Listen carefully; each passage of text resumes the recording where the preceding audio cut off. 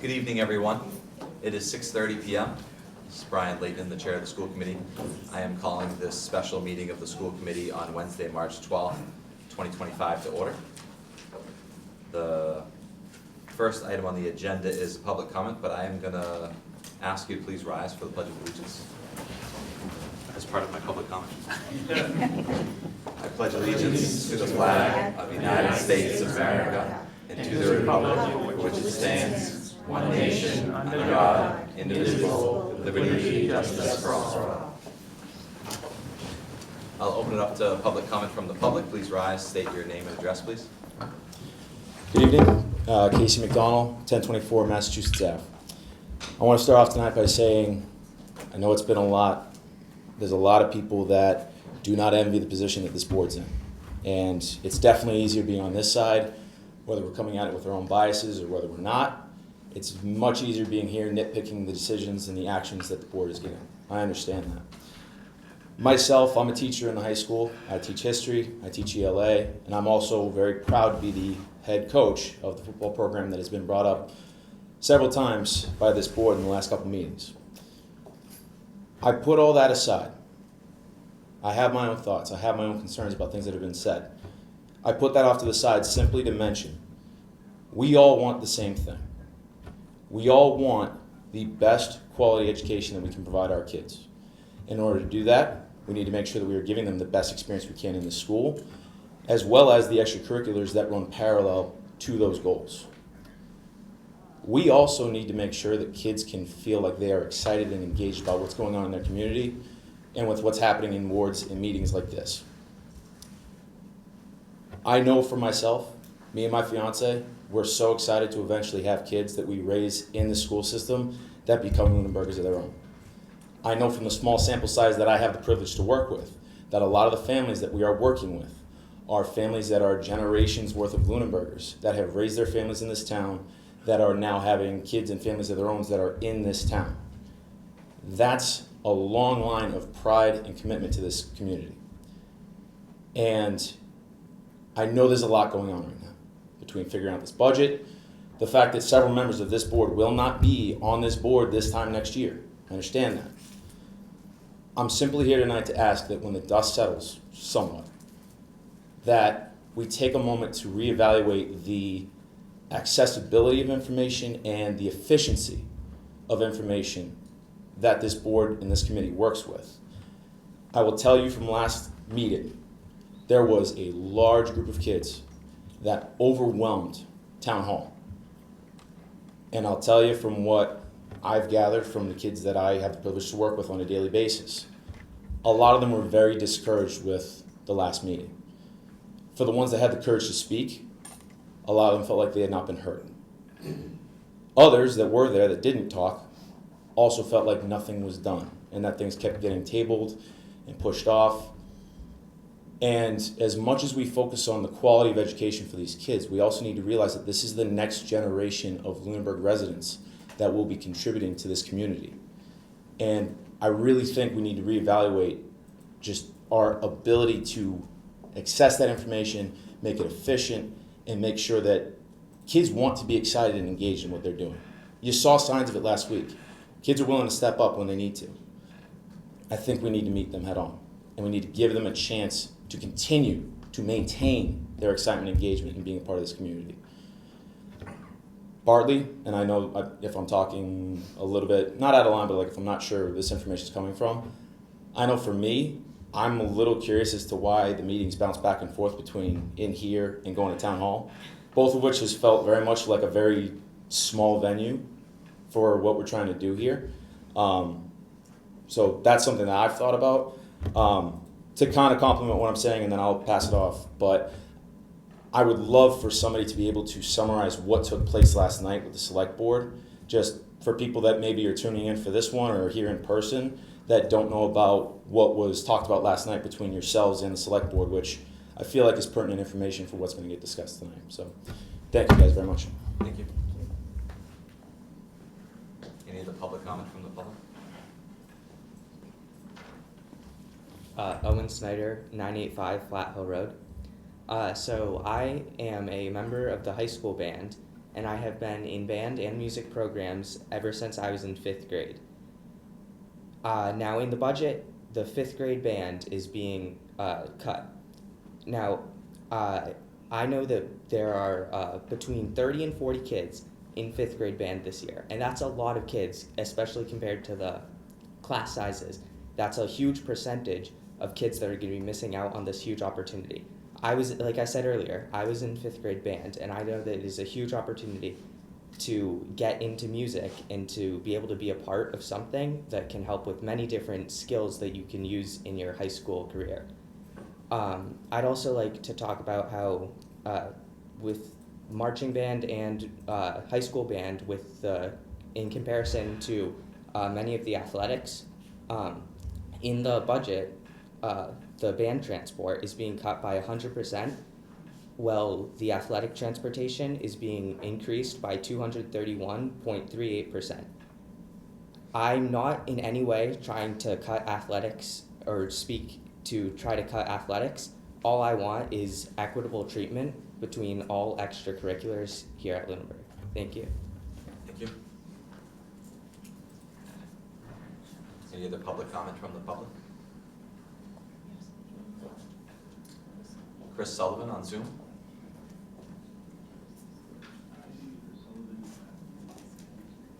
Chris, if you could just hold on one second, we're just trying to get the volume turned up.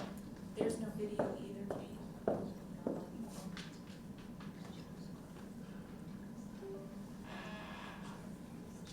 Chris, you want to try again? Sure, Chris Sullivan, 108 Highland Street. Thank you. That better? Okay. Yes. I should hope to only be 3 minutes, but if I go over just a hair, my wife is on here and she might concede a minute to me. First of all, I just want to say I appreciate all the time you guys have all put in so far and continue to put in tonight. I'm not envious of the decisions that you all have to make this evening, but I did want to speak here tonight to share some continued thoughts regarding the athletic cuts. I'll preface this by saying that I'm a parent of 2 student athletes, girls soccer, indoor and outdoor track, the golf team, and the ski team, and I'm also a very active sports booster here for Lunenburg.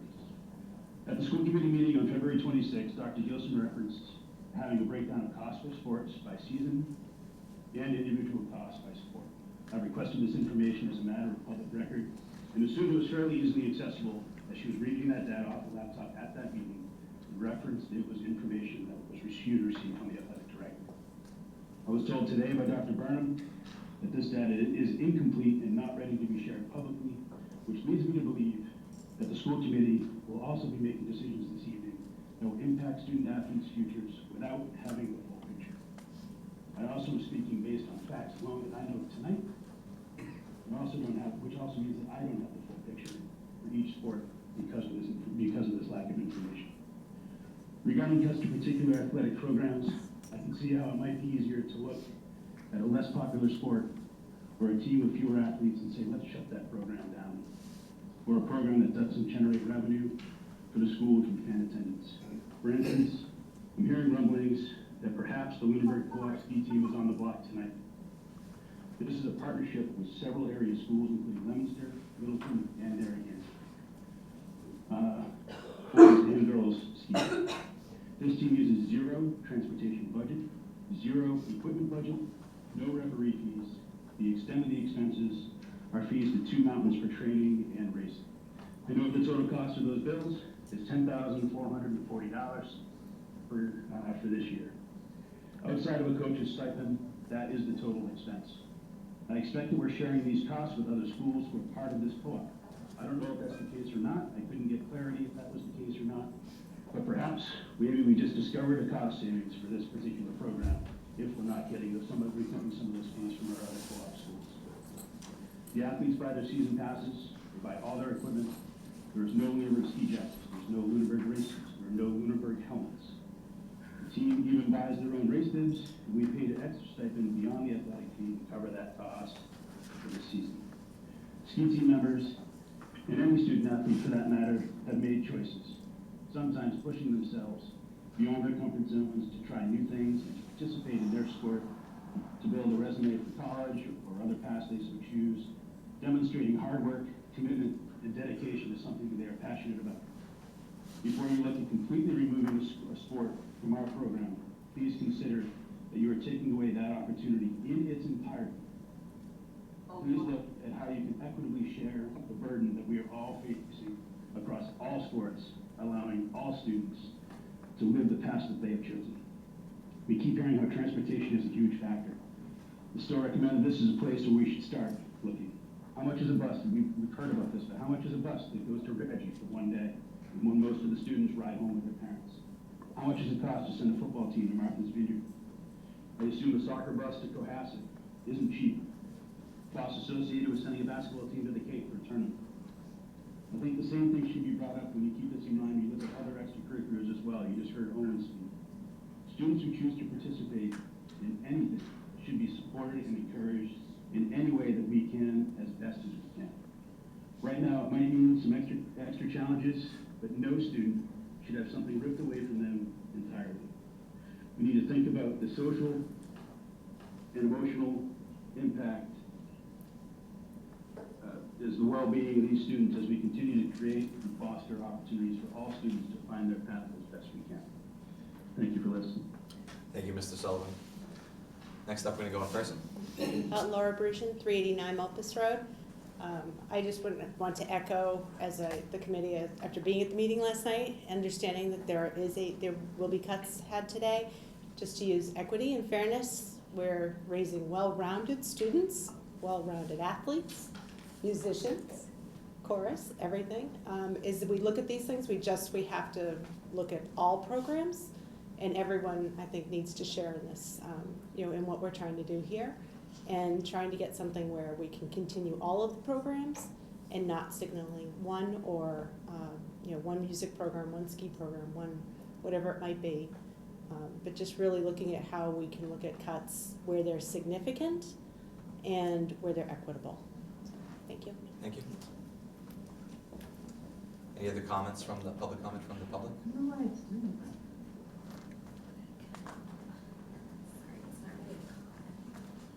Real quick, I have a couple people texting that Yeah, they that's still what have I'm some trying to issues with the say. video. There's no video on Zoom of us. Okay. Like, there's audio, but not video. That's really what my problem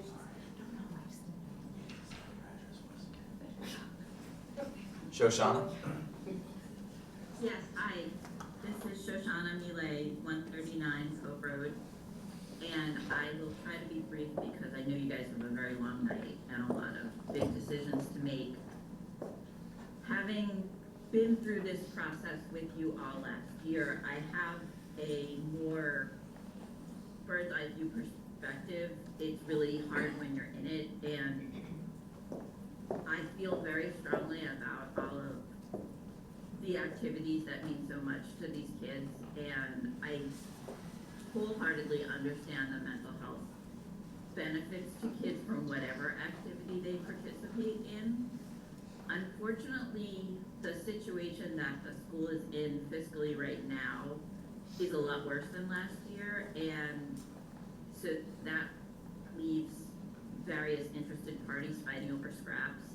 I guess my main message is that whether or not there's a request for an override this year or next year, the school budget needs to speak to the fact that the in-classroom instruction is the most important thing. And so that means keeping paraprofessionals and keeping classroom teachers. I know that you are going to revisit the administrative positions, some of them that have very high salaries, and that's important. I would not want any kids to miss out on sports, music, art, etc. However, you're going to hear from a lot of other parents tonight too, but I just want to stress that this budget needs to put reading, writing, and math of the littlest kids as the most important thing for this year because of the situation. Thank you all very much for all of your work, and yeah, I really appreciate you guys. Thank you, Shoshana. All right, I'll turn it over to public comment from the committee. It's not, Laura? So this is for the public. I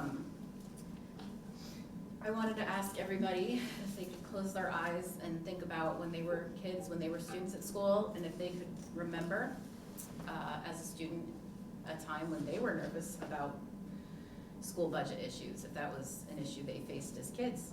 If they spent time being nervous about programs being cut, losing teachers they cared about, or if they ever went to a school. Did any of you guys ever go to school committee meetings when you were younger to fight for programs? Was that like a thing? I mean, I know some of you did. Some of you were born doing this. I don't think that's a normal childhood thing to worry about. And I'm a little upset it's the childhood we're giving our kids. I'm not happy it's what we're doing to Lunenburg students. These are kids that were hit by COVID. The fifth graders were in kindergarten when COVID hit. They learned to read and write over a computer. They have the handwriting to prove it. They returned to masking. They returned to 6 feet distancing. They missed out on play dates. They missed out on field trips. They missed out on school concerts and a normal childhood when they were very young. These are kids who are in school right now. They had that, and now we are cutting things from them. And while we're talking about things like cutting this year and delaying things and waiting for the town to get its act together and do things and saying, well, you can keep cut, we can do without for a little bit. These are kids who have already suffered, and now we're doing this to them again, and I don't think it's fair. Hey, Michael. So I'm frustrated because is this the best that we can do for our kids? Is this the best that Lunenburg can offer our kids? We're at a point where we're making cuts that are going to hurt, and they're going to affect kids, and people are going to be unhappy because we're at the point where we have to remind ourselves that we have to focus on our core mission of educating the kids. And that extracurriculars come with the word extra in front of it, because we're at that point where we have to take very hard looks at everything in the budget. I'm very frustrated that we're at this point. I'm really frustrated. I'm frustrated that we've put kids in this situation of having to fight for what's important for them when we should be doing it. I'm frustrated the town has put kids in this situation. I'm frustrated the taxpayers have put kids in this situation. So, thank you. Mr. Beardmore? I've got a few comments tonight. First, I'd like to address the point that was made by Mr. Snyder a little bit earlier about the transportation budget. Sometimes when you read lines from left to right in a budget, they don't necessarily reflect the reality of the situation. The cost of athletic transportation is not up 200 and some odd %. The way we are accounting for athletic transportation has been corrected from past practice that was done incorrectly and was not transparent. Therefore, you are seeing a number that is substantially higher than what was carried in previous years, but is not necessarily that substantially higher than what has been actually paid in previous years. So I apologize that sometimes these things are illustrated in a way that don't necessarily reflect reality. Second comment, for those of you on the Zoom, please mute if you're not speaking. Thank you. Third comment.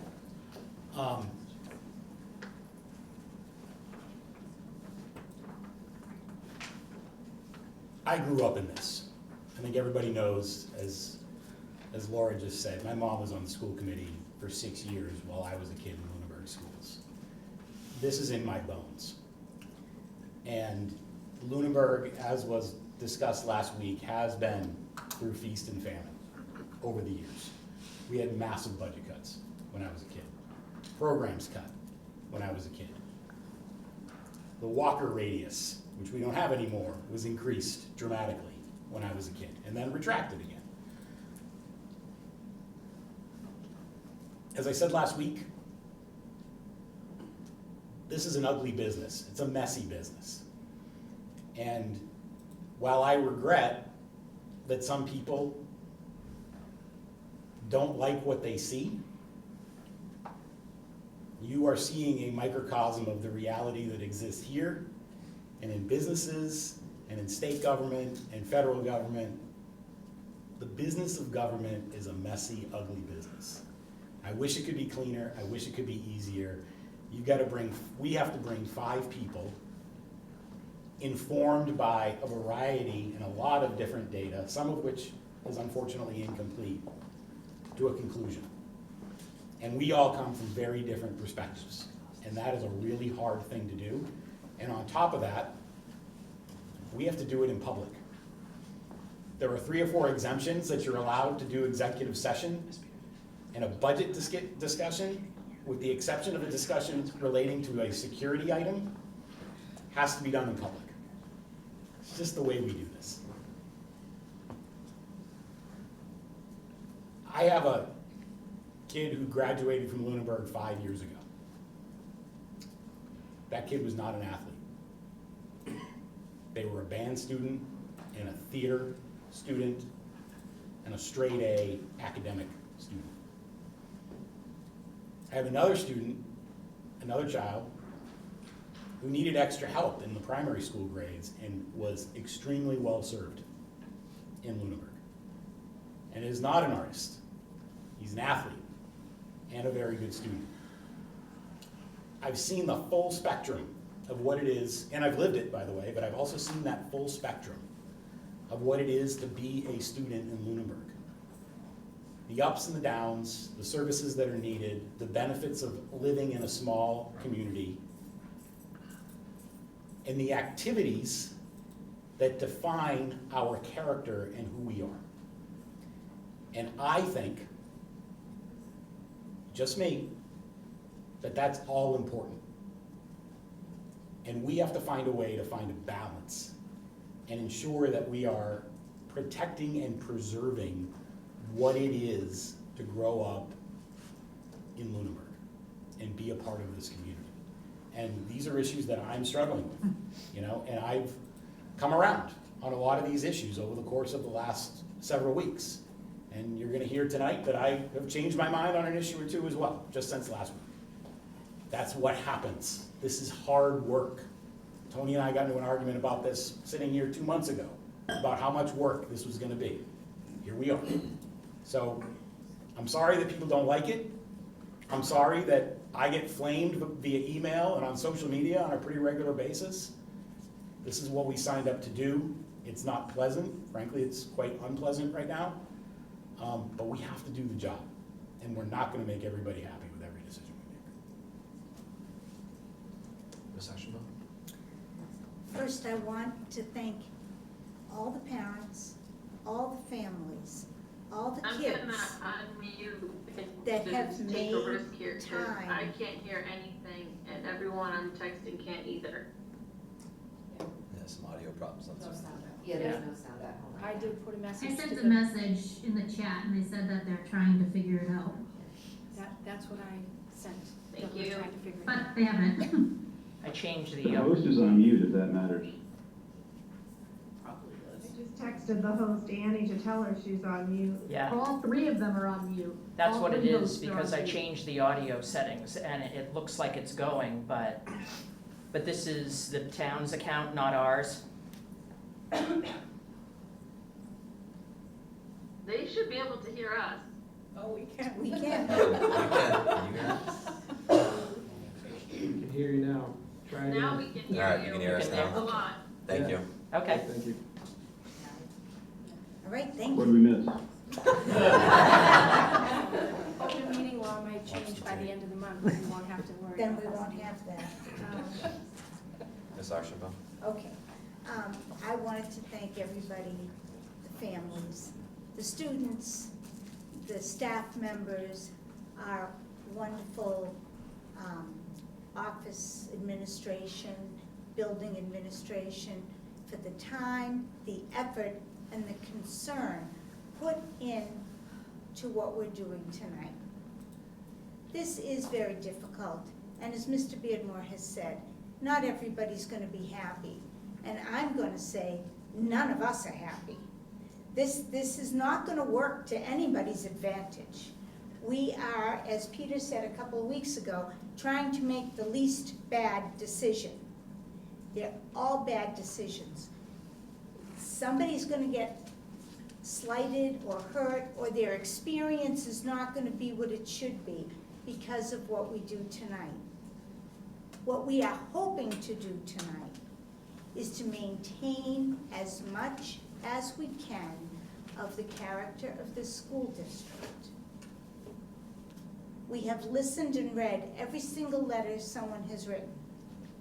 Mr. Leighton replies because that is our protocol, but we have all read every word.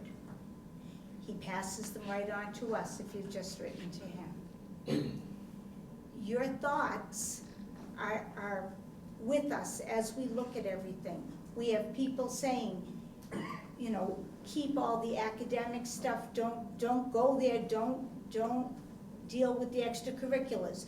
We have people saying the extracurriculars need to be taken care of first. I was a music teacher. My husband was a music teacher in the school district for 28 years. I understand extracurriculars. They are important. Everything is important. And that is why this is so very difficult. I can't argue with anything anybody said. And I'm sure lots of people will argue with what I say, but that's okay.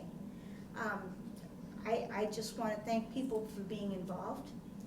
And I will remind people that at caucus, there is one-year school committee membership still available.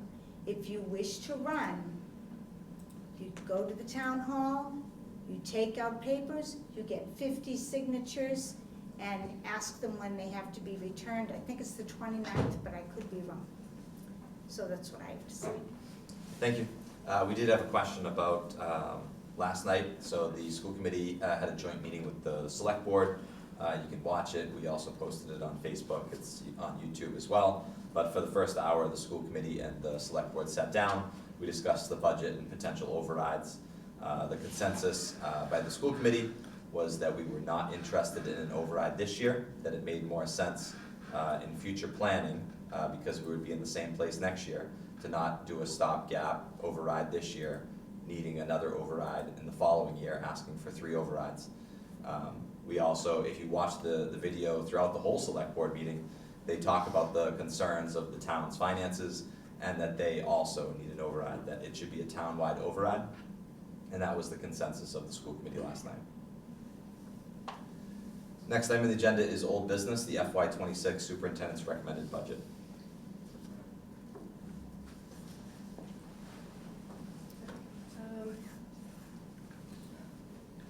Before we jump into that, Mr. Sullivan made a comment that he was looking for the athletic,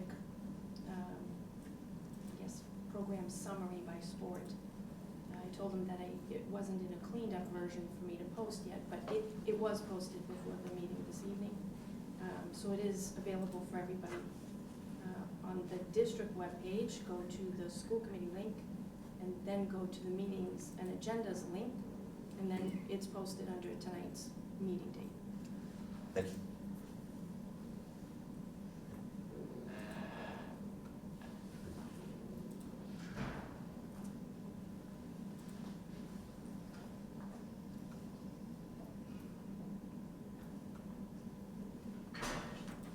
Thank you for posting.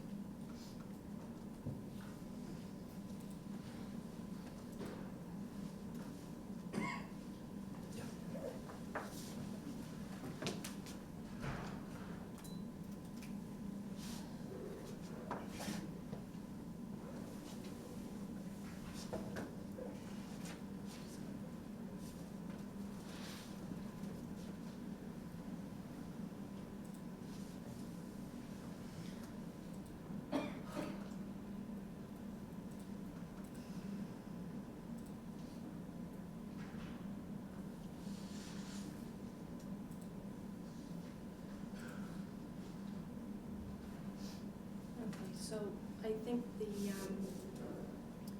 the quickest way to get to the summary of where we're at tonight is that one-page summary that we had at our March 5th meeting, I also shared this when we presented to the Finance Committee on March 6th. So you can see now side by side the purple column, which is the town manager's target budget as of today, right next to the town manager's target budget that we shared last week. It kind of gives you the highlights of the new revenue in, what the total percentage increase is, what's included in all of these contracts. So there's not a lot of variation between the purple column and the green column, with the exception of health insurance costs. They vary. So in this version of the budget, there are a couple of positions out and there are a couple of positions back in. And it depends on the individuals who are being restored to positions, whether or not they carry insurance. So in this particular case, the March 12th version of this town manager's budget, the health insurance number is up. I think the thing that everybody is looking to know quickly,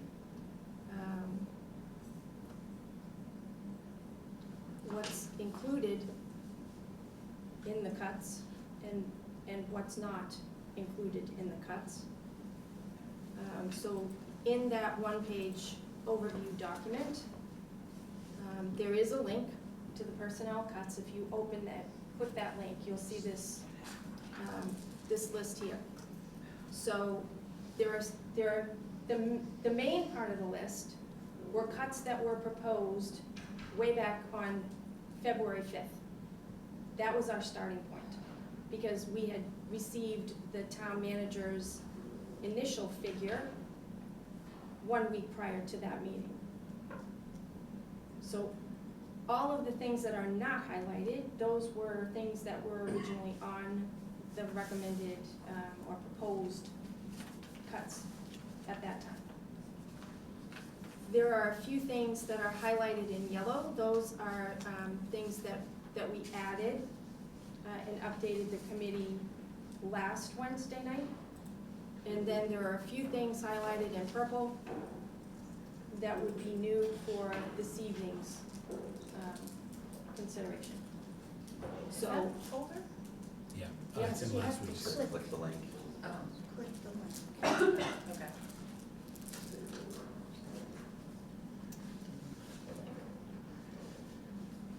So some of the new things on here are added based on feedback that I have been soliciting from the school committee following the discussions where you also provided feedback at the last meeting. But since that time, I've been back and forth trying to get a sense of what the committee's wishes were relative to cuts or positions to be taken off the cut list.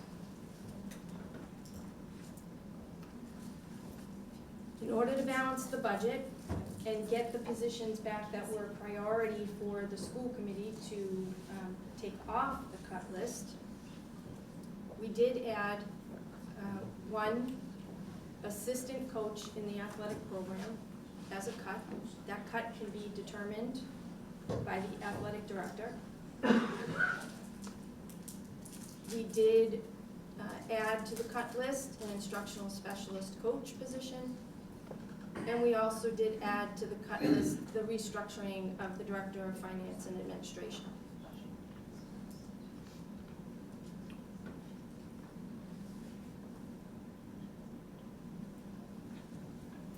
This shorter list, in yellow you can see the positions that were originally proposed back on February 5th.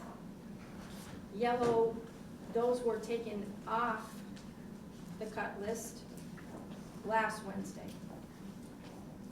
What is now being also taken off the cut list, so we're keeping a second grade teacher and a social worker at the middle high school.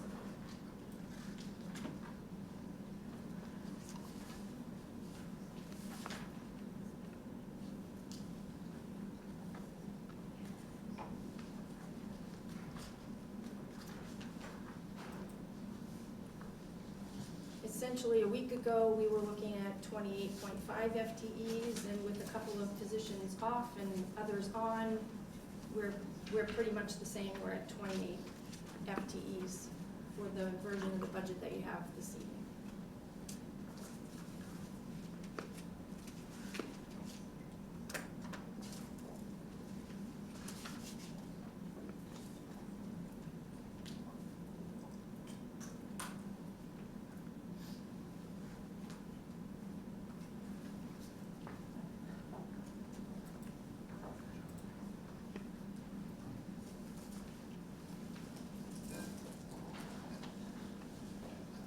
We still have all of the proposed cuts from last week's meeting.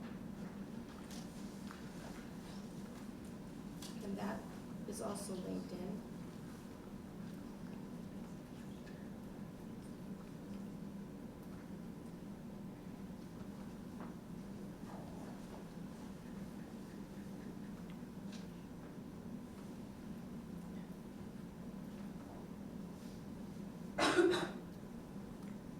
If we take a quick look, as part of the restructuring of the Director of Finance and Administration, I recommended that since we would lose a higher level administrator for the higher level HR matters, that we put some additional funds into the legal line for consults for higher level HR matters. So that line has been increased. What did we increase it to? It's 35. 35,000, 28 to 35. That's reasonable. As you can see, we go down, there are no other changes until you get to the transportation for band for both the middle school and the high school. We put 1,000 back into the middle school band transportation line and 3,000 into the high school band transportation line. We did reduce the athletic transportation line. It is now down to $91,550. The reduction there is $30,000 to the transportation line itself, but additionally, that's where I recorded $11,000 with the reduction of the co-op ski program, because it is currently funded out of the revolving account.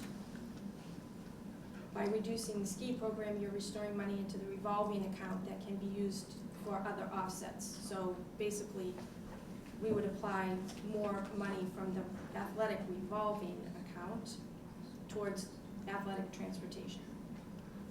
I did have a conversation with the AD about this.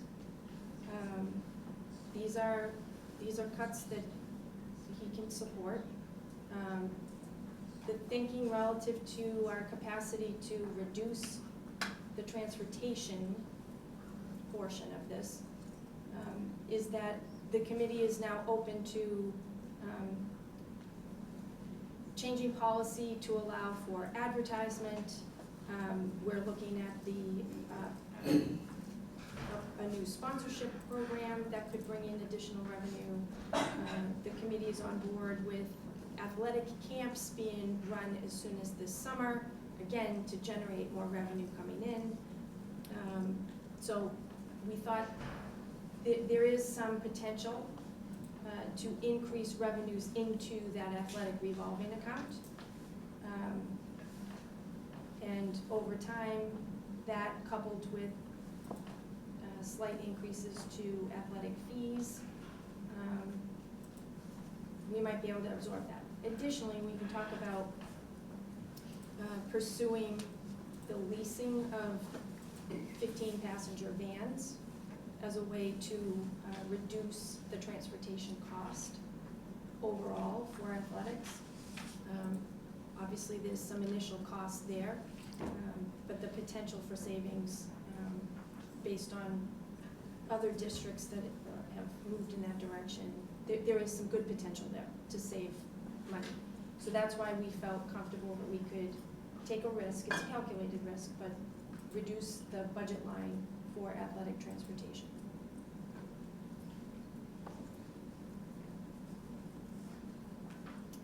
health insurance, we've already noted. And then you've got changes in salary lines. The Director of Finance and Administration salary had been split in previous budgets, partly carried in the business office portion of the budget, and the other part carried in the HR portion of the budget. So you'll see that in the HR area, it's down to 0, that line's been emptied, and we've moved a salary into the business office portion of the budget.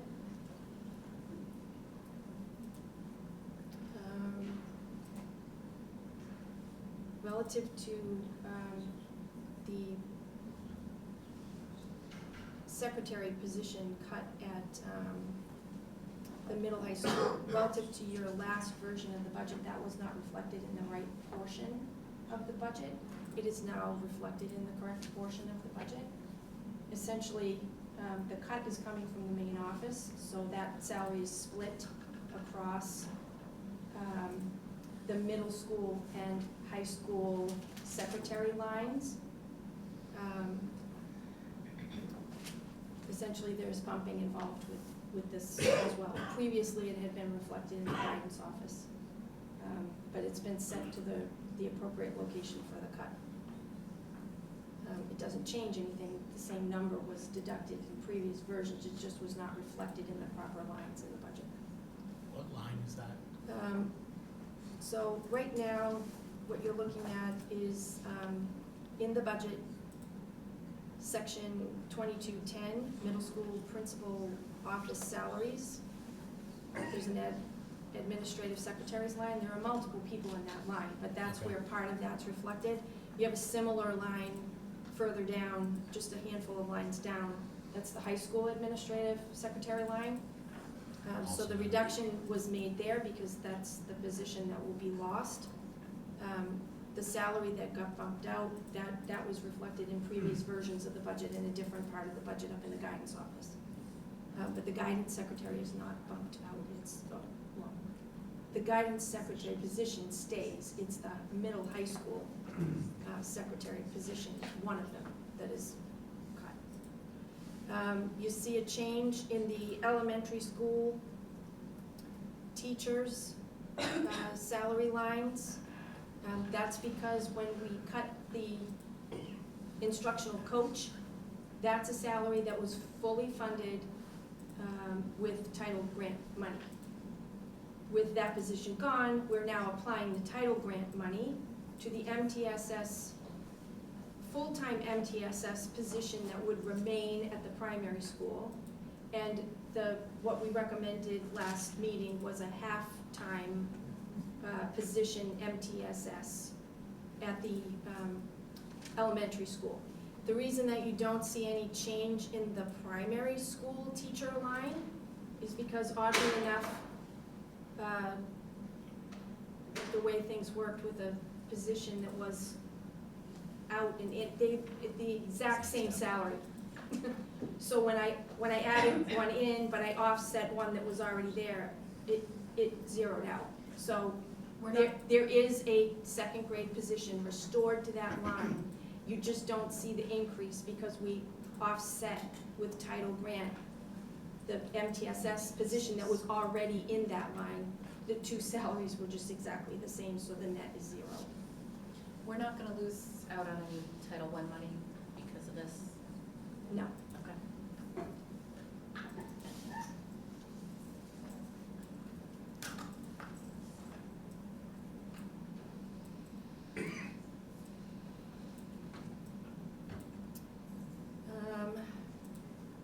You'll see a change on the guidance secretary line. That's where the salary that remains is properly reflected. But the bottom line didn't change. It's just where that cut is reflected in the budget has changed. The social worker at the middle high school, you can see in that yellow highlighted cell, that position's restored in this version of the budget. You can see that we reduced the athletic coaches line to reflect the reduction of one assistant coach. Again, that will be at the discretion of the athletic director. And it's something that we may readily be able to absorb, because it varies year to year, season to season, the number of kids that are on a team. Sometimes we need the added assistant coach, sometimes we don't. So we've reduced that line, and it would be at the athletic director's discretion which position. So that summarizes everything. It's still the same bottom line. But there are a couple of things out compared to last week, and there are a few things restored in the budget. And the two positions being restored are the middle high school social worker and the second grade teacher position. And the big things that are out position-wise are the instructional coach and the restructure of the director of finance and administration position. Questions? Mr. Beardmore? Before I ask a question, Mr. Chair, could I ask if you could explain, and I think you touched upon this during your comments in your report, but the town, because it came up in public comment, now that we've looked at a budget in some detail, this is the town manager's budget that reflects the total that we've been working against for the last several weeks. The money that we talked about last night, which is effectively free cash money, how are we gonna work that scenario? Because that is not included in this budget. Yes, it is not. So the discussion was, we have to set our budget. After the fact, there may be some free cash that could help. But again, so the public knows, the free cash is one-time money. It is not recommended to use for salaries because we will not have those monies next year. So we could use them for positions, but Right. we would likely have to cut those positions the following year. It's recommended that you'd use it for supply line. So I understand that we have to figure out what that scenario and work that into option B or something like that. And just to add to Procedurally, that. how do you intend to get there? And Yes. also to add to that, those monies are not assigned until town meeting. So we can't even have any decision on that We until can't spend that it was money. actually, until Well, Yep. Well, town meeting, if there's any money. So, that was not my understanding, so can we just air this out a Yeah, little let's bit? definitely talk Yeah. about this, yeah. So, an omnibus budget is going to be brought to the town. My understanding, and Mr. Jeffries asked a question of me, and I repeated back my understanding, that what the town manager was proposing was to put roughly $500,000 of free cash into the school department budget. Now, what would happen in that scenario is, those of you who've been to town meeting know that the omnibus budget is funded by raise and appropriate, one-time transfers, blah, blah, blah. Like oftentimes there's like seven different things that fund the omnibus budget. One of those things would be $500,000 in free cash. So the budget that would be proposed as part of the omnibus budget would be that money. Now, that would admittedly violate the town's fiscal policy to do that, right? So the caution here is that somebody could get up at town meeting and be like, what are we doing spending free cash on the school department, or any omnibus budget? And it would be a legitimate argument to have, and we'll probably wind up having that day. But Which is why parents need to come to town meeting. fair, but what I'm scratching at here is I feel like we actually need two budgets. We need option A and option B, but option B, the option that requires the $500,000, because that's what's gonna be in the omnibus budget, is actually the thing that should be printed in the warrant. So I think we have to get to option B, and then option A becomes the fallback position if we don't get that $500,000. But to be clear, we're only looking at option A right now. Yeah, so I would also add to that additional free cash money will likely not be in our budget. That will not be our budget because it's not gonna be there. But it has to next be year. appropriated. It can be appropriated, but it's not gonna be our budget. It's not gonna be that For next year. carryover. It's more. No, I fully understand that, but the technicality here is that the money has to be appropriated in the omnibus budget to the school department. Yes. Or you could do it as a separate article, but that's That's not what we what I- discussed last Ms. night. Archambault? Yeah, my thought was, in that discussion, I agree with you, that I think we need to know what we would do with that $500,000, should we get it.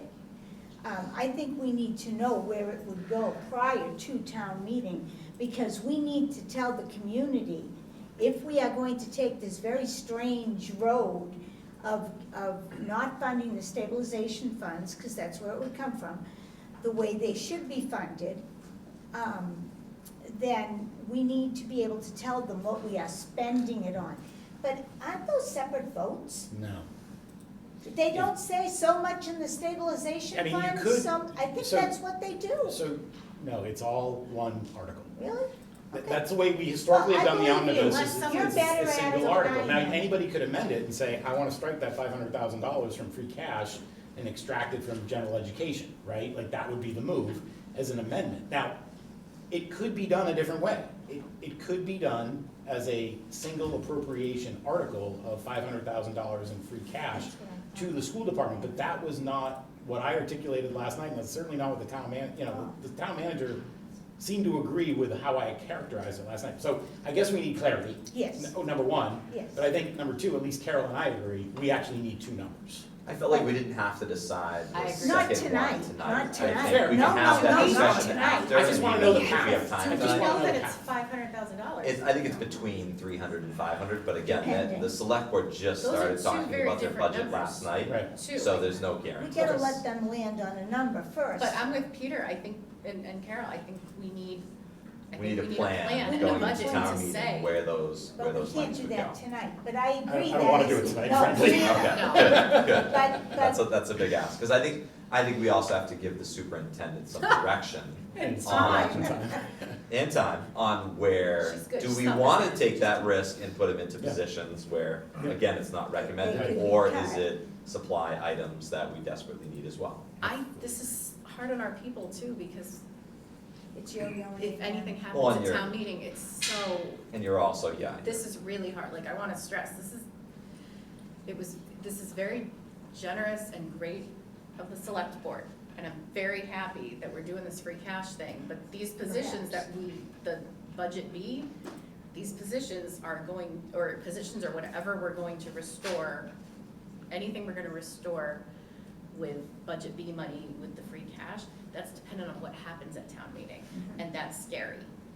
That's scary and that's nerve wracking, So- so I want us to keep that in mind as we're doing restorations. Yeah, and I completely agree with you. I think we all kind of understand the risks here. I think we need to be clear-eyed in terms of the path, and you seem to have explained it at least enough for tonight. for But the public at least. I would ask that by our next meeting, that we have clarity, at least between yourself and the superintendent and the town manager, in terms of how this would structurally be brought forward.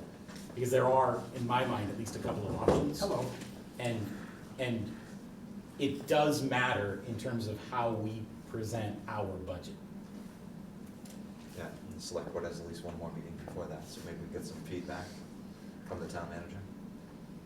Definitely. I think, again, they had their first meeting on budget yesterday, so I think they're still getting their feet wet. Okay.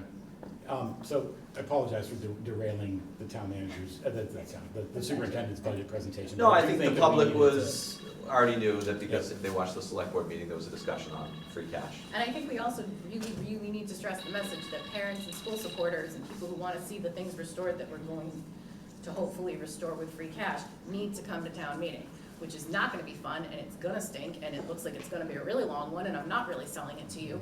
But I think we need to stress that people need to come, because there are things that could happen at town meeting that means we might not get the money, and so we really need people who, like the schools, to please come to town meeting. And we need to do a good job, again, explaining Explaining what we would put those Yeah. funds to. So, back to the superintendent's proposal for tonight. First of all, thank you and thank your staff for, again, really going the extra, well, not the extra mile, but putting in a ton of work here to get us to where we are. I think we're not quite where we were last year with all the colors, but we're starting to make progress. I noticed those adding colors. I'd like to explore this conversation both about the athletic transportation and the ski team cuts. Yeah, I'd like to. Excuse me, sir. Ski team is Excuse self-sufficient. me, sir, you're out of Been order. for 19 It's a public years. meeting, Excuse me, sir. but public, You're out of not order. public participation. I just wanted to make. Excuse my- me, sir. Thank you. Yeah. I'd like to understand exactly what the mechanics, and I understand there's some risk and some assumptions made specific to the transportation line. But the history on the transportation line, the very recent history, is we've come to the realization that we didn't really have clear tracking of a single line for transportation because that money was coming from a revolving account and other sources, frankly. We captured it all over the course of the last couple of meetings, and now it feels to me like we're going back to a sort of ambiguous conclusion in terms of what we're doing for athletic transportation. So, and I understand that there are some risks here, but I'd like to know, like, do we have a feasible plan that, at least by summertime, we can set expectations in terms of what we're gonna be able to do for athletic transportation. So I think a couple things. One, we need to get some hard numbers on what a lease would run us. Still need to have that conversation with the town manager because it would be another vehicle with town plates, etc. That said, that may be something for the committee to consider with the free cash, is that we proceed with the lease of those vehicles funded with the free cash. And then we would have some more realistic data to see how much we actually save compared to the D-bus transportation with those leased vehicles. And it puts you in a better position to more accurately budget for the transportation for athletics for FY27. The other thing is that the AD's been really good about shopping around a bit, and we do get charter buses when the charter bus is going to cost us less than going with our traditional D-bus service. The other thing that we can take a look at is maybe selectively identifying locations where we have competitions that are close enough by that it's reasonable to ask student athletes to get themselves to a competition. I'm talking about someplace like next door in Fitchburg or Air Shirley. So I think that there are a variety of ways. I just can't give you hard numbers on how much I think we can cobble together with any one of those. Like I said, I think it might be something to consider with the free cash, that we go for it with a leased vehicle and try to determine how much savings can we actually get that way. It might become something a little bit more sustainable. And with a lease, we don't have as much worry as if we purchased the vehicle, because we don't have to take care of we'd have to take care of some of the maintenance, but every handful of years, you're turning it back in. We also need to be sure that we can be careful about the mileage that we put on, because leases are gonna have limits on the mileage. So it is something that we need to explore a little bit further to see if it's really an option, and how that would all work. Because then you've got the issues of, well, who is driving these vehicles? Well, I know that the AD has indicated that in other districts, it's the coaches who are going to the competition with the kids who drive. I'm not saying that that's an impossibility, it's just something that we're gonna end up having to have a conversation with the LEA about, relative to the coaches taking that on. So, I don't know, just a few thoughts. That's on helpful. that. And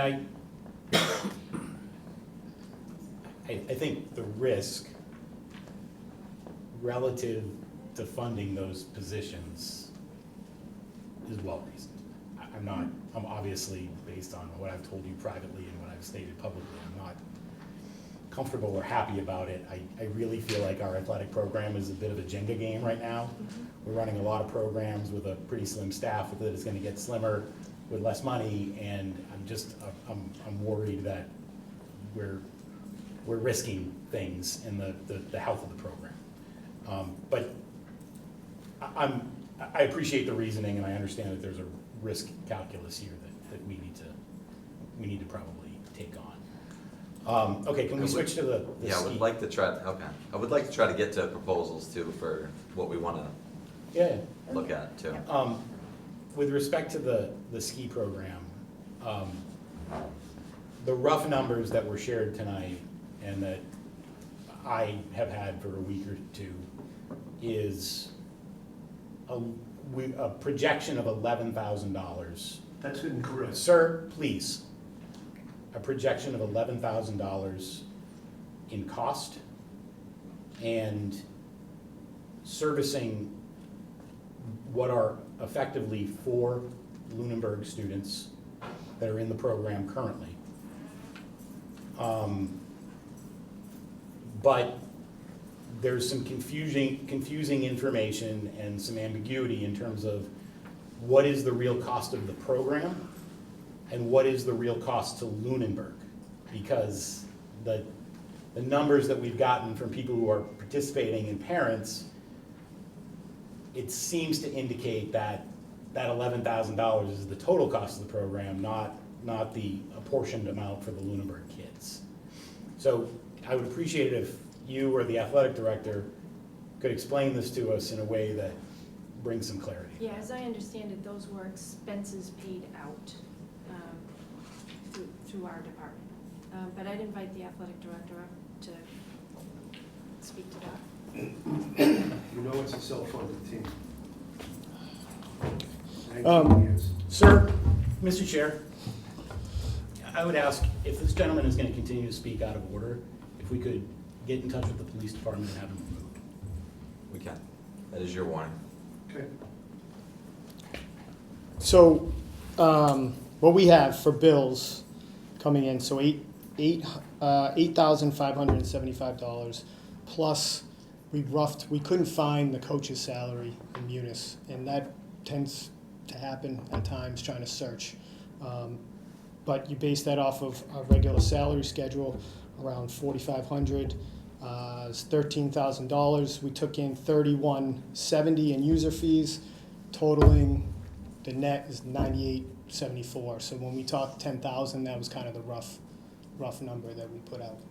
The $3,170 in user fees are Our kids, and then we expect other kids from the other schools to pay those as well. Are they paying the same user fee that our kids are paying? That's, yep. So we are effectively funding the other school's athletic program, allowing those kids to come in at the same user fee as our kids participate. They're not, those towns that were mentioned earlier, and I apologize, I can't remember what they were, they are not subsidizing those costs for the coach and the fees. No. Okay. And that's a discussion that I've brought up in the past that we could have, similar to our girls' hockey. We co-op with Leominster at the end of the year, and hockey, tends to carry a larger cost, right? So it's more normal in that sport, but they basically take all the costs that they have, divide it amongst how many players are on the team, and then issue a bill to that school for those players. We're responsible for, we still take in $250 for our user fee. At the end of the day, girls hockey, it ends up costing the last couple of years about $1,100 per student athlete on that team. Okay. Give me the numbers for ski again. What were they? Ski, so in race and lane fees, and then training at Wachusett Mountain is about $85.75. That's race and lane fee. Mm-hmm. Okay. And then coach's salary, as I said, we couldn't find the payment in Munis, but we're going off of our regular pay schedule, $44.69. Are we sure we paid that? $44.69. Yep, and that's a total of 13,044. 440. What's that? What was the total for that? 13,044. $44. Oh. $44. I know numbers. And then user fees coming in were 3,170. How many kids is Okay. I'd have to look, I yeah, believe it was, I think I saw 10 on the sheet. yeah, I'd have to look. Alpine skiing, I got 14. 14. But I think that was for last year. So the net, cost $9,874. All right, so the net, we believe, is, let's say, 9,800. Yep. And then with the increases projected for coaches and other cost increases, you're budgeting 11,000. Right. Okay. And, Kevin, is there a reason why it's not split between everybody? That's the agreement that I walked into, right? And I Right, think right. that's kind of the note, depending on the program. You co-op, I think at one point, and I don't know, this gentleman behind me might be able to tell us, but at one point, we probably had the most kids. And that's why we are the host of the Right. co-op. How many do we have? I'd have to, 4 or 5. Is this something that you could go back to the co-op schools and renegotiate the agreement? That, I'd be okay with paying some, as long as we're fairly doing it. I'd hate to cut it, but, I mean, $11,000 for 4 Lunenburg kids is, That's a lot. it's a lot of money. So My recommendation would be not to cut the program. I am not interested in cutting any athletic programs. That, again, our students are, whether it's music, any of the programs, I think it makes more sense to look at it financially. Send our AD back to negotiate with our co-op towns. Do you think they'd be interested in, I mean, because everybody's going through budget stuff. well, if it's that or cut the program, Yeah, can you, then, Right, how and many what might towns? happen at that point, maybe, I Someone think else? Littleton has the most student athletes on that team right now. They might be leveraged more than some other schools, yeah. Okay. I guess the issue is that $11,000 We is need in it. this budget. Right. You know what I mean? There So are if we're other not- things we if could we're not discuss cutting tonight it, too, right. yeah, to see what we can do to get that $11,000, Yeah. yeah. But, yeah, $11,000 for 4 kids in a sport. But Hey. we shouldn't, we can't be supplementing other school district sports. Exactly. But I think they should have a chance to renegotiate. Are there other sports that are co-op that we're doing this for? Boys lacrosse, boys ice hockey, but as I said, boys ice hockey collects their own Yeah, boys, ice hockey's fees, and we're different. not, yep. I think we're at a point where we need to seek equity in every co-op program. And if we can't get our partners to participate at an equitable level, then I think we can't run the program. I cannot reasonably fund $11,000 for the net benefit of 4 kids.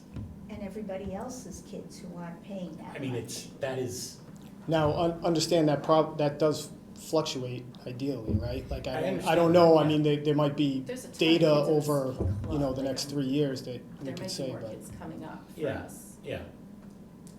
Fair, I mean. it might turn around Oh, next we year, I have don't our own know. share.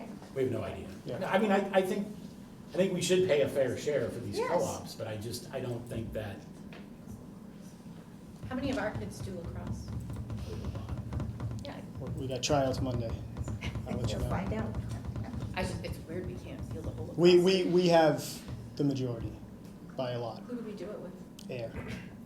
I would be, my opinion, I would be okay with tabling the cut to see what our AD can do about renegotiating and then make that decision at a later time. In a week. And find the $11,000 in a different way on this budget, because we have to get this budget done.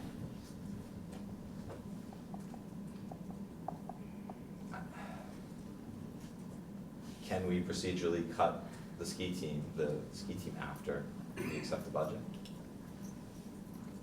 After we voted on a budget? Sure we can. I Yes. And that's my thought. Why Yeah. The members of this committee can change the budget after 3 of us are gone on the 17th of May too, right? I mean, This is true. So, So my thought, before cutting the program, I would like to see him try to renegotiate, and if he can't, then we can look at cutting the program. Then it has. I would support it, but I would like a chance to try to renegotiate. I do think we should pursue that. Is there a booster club for the skis club? Like the hockey parents take on, the hockey booster parents take on a lot, is there a ski booster club? I think Not we that I'm should aware of, see but if that's we an can avenue that they could try to renegotiate. go Okay. for. But again, I don't think we have to make that decision tonight, in my opinion. But if there's a motion, we can look for a motion. Motion to table? Okay, motion to table until next week, until the athletic director can look into a more equitable solution. Second? Any discussion? All those in favor say aye. Aye. Opposed? The motion passes. Thank you. All right, so again, let's try to keep on task on items that we can vote on tonight. Do you So I have a want- list, but if you guys have a list, that would be great, and just throw out some What ideas that you want to Is talk your about. thought to do this one cut at a time, or is your thought to accept the superintendent's recommended budget? I think we wait on the recommendations first, I think we still look at the items Wait till So look when? at the items.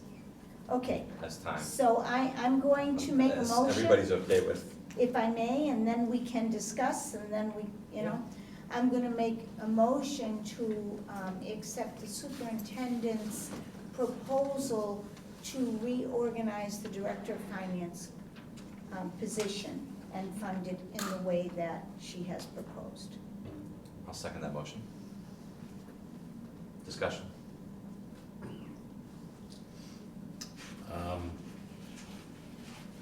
I will repeat what I said last week. I'm very concerned with the impact of churn in our central office. And I fully understand all of the arguments that have been made about central office spending versus rest of our departments. I get it. This year, we have multiple capital programs in motion that are not being serviced by a facilities director. They are being currently serviced and managed by this role. We have an athletic facility behind this building that we've done a lot of research and groundwork on, but we have not landed on a plan or a proposal. Ideally, we would bring that to fruition by special town meeting in November. We're gonna have a gigantic change of responsibility here, and I question the feasibility of being able to do that. That is not a facility that really can afford another year of us being stuck.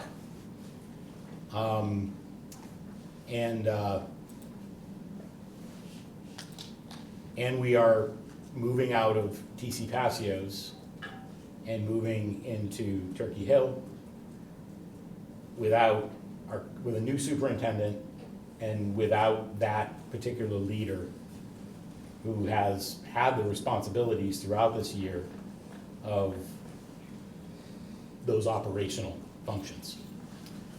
Now, I'm not gonna be on the school committee during that time, but I do feel a little bit of a responsibility to not saddle our successors with a time bomb that's about to go off.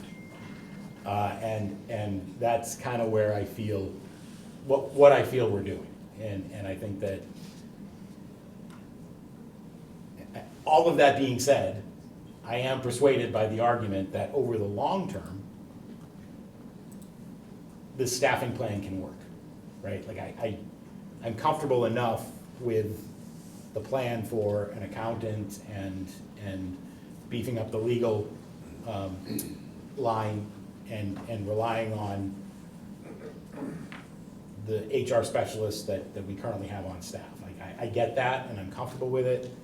I just have serious reservations about the disruption that's gonna occur between July 1st and October 31st. I think that there's probably the votes to do this, and if there are, I will vote for it. I will not vote against it if there is a majority. Ms. Brzezowski? Everybody's making painful cuts. This is an admin level cut that we can make that doesn't directly affect the Excuse me, student, guys? that doesn't. We can't hear anybody in here.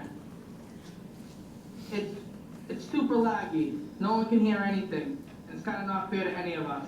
I'm going to say that the town manager is aware of the issue on this particular Zoom account. This was the only Zoom account available for tonight. They're aware of the capacity issue, and they're also aware of the scratchiness of the audio. And unfortunately, that's not something that we can control because it's a town account. And let them know they can come in person as well. But she's aware of it. Sorry to interrupt, but there's also a cap of 100 people, and a lot of people have been trying to get in and they can't. That's what I was Thank talking you. about. The town manager is aware of that too. Town manager is aware. I was just typing in the chat, so Thank people you. would know. Thank Okay, you. yep. Ms. Brzezowski?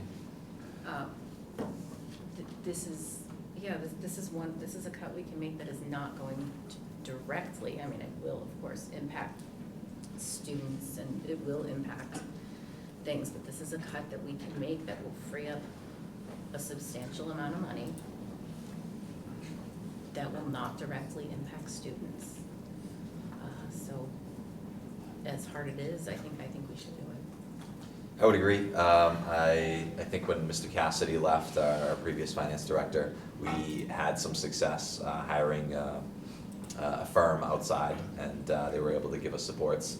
And I think we already have HR supports in place. I think this would work, and it also connects back to the central office cuts that the public was interested in as well. Any other discussion? I agree with all that.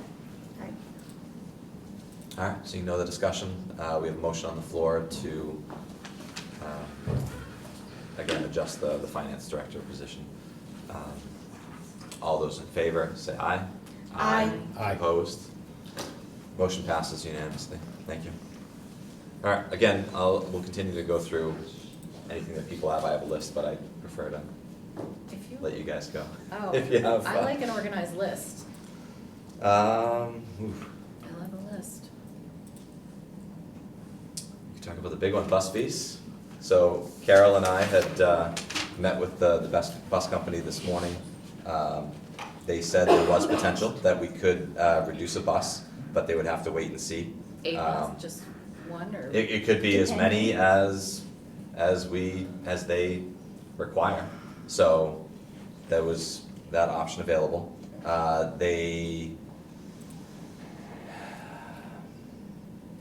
I'm not sure, I think based in the language that we can't reduce lower than 9. In the contract? Yeah. Okay. Have we? And we're currently at 11. Okay.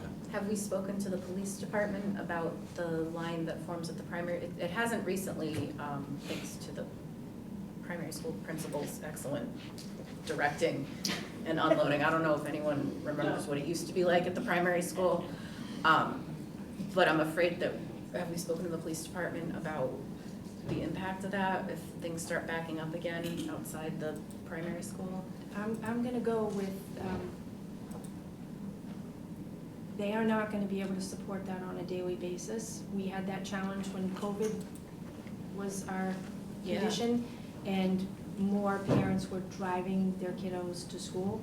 I almost got And we could rear-ended not there. consistently have police detail for traffic. You have to remember that that would be every morning Yeah. up at the, on Mass Ave for the drop-off at the middle high school, and then later on down at the primary school, and then again in the afternoon in both locations. Yeah, the primary And school especially 'cause they it's tried a to help blind us, but corner. it was not daily, it wasn't even close to daily. So I don't think that they're gonna have enough staff that they can dedicate somebody to us 5 days a week, twice a day. They also mentioned that there were a lot of non-regionals. Obviously, regionals can't implement a fee, but they said a lot of non-regionals did have a fee.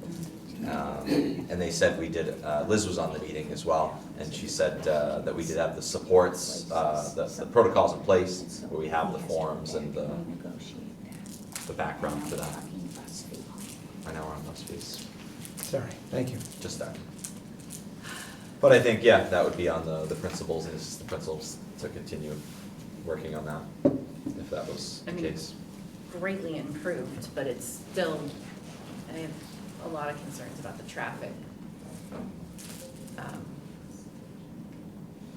Carol, anything else to add?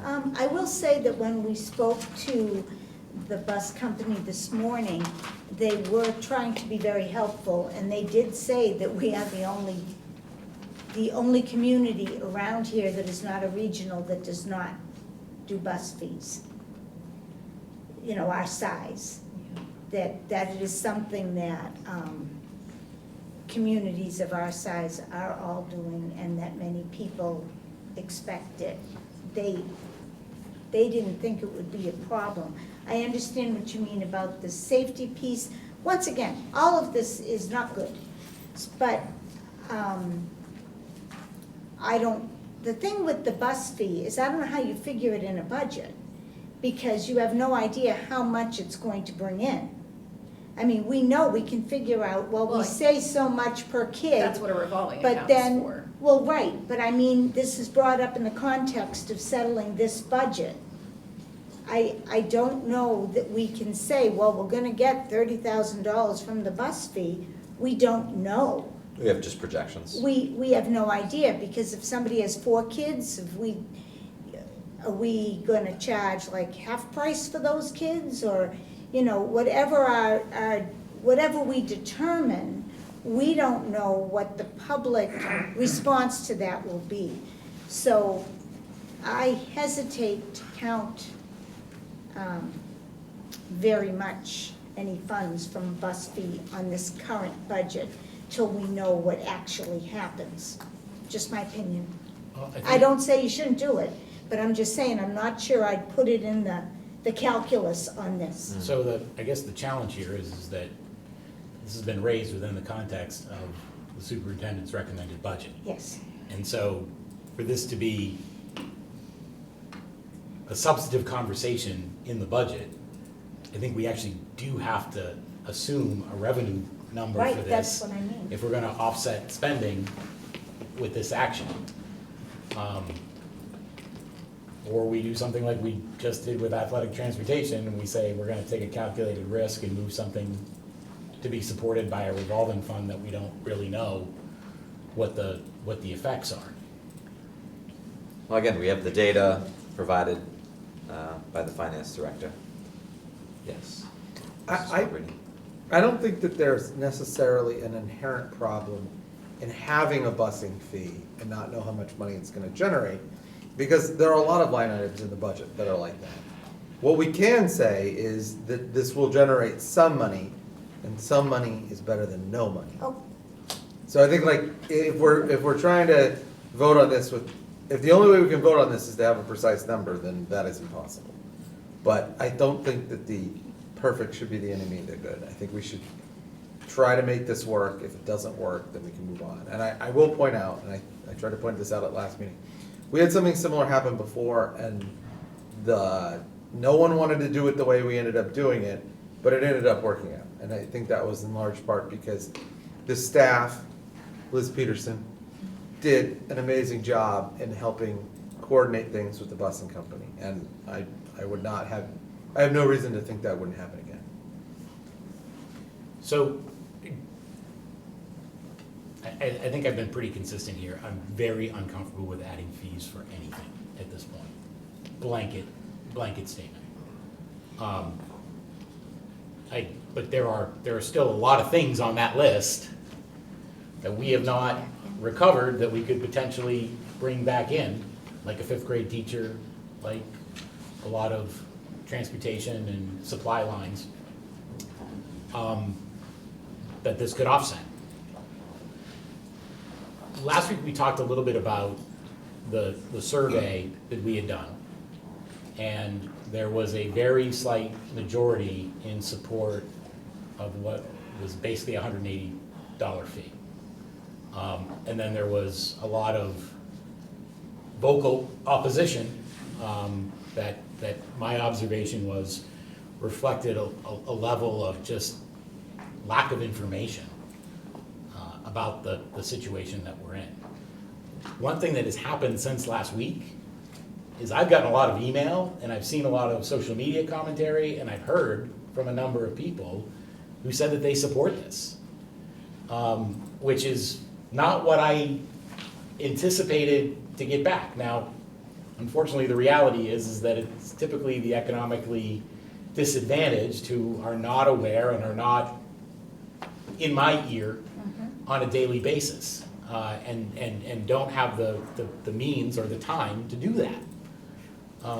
So my thinking here is that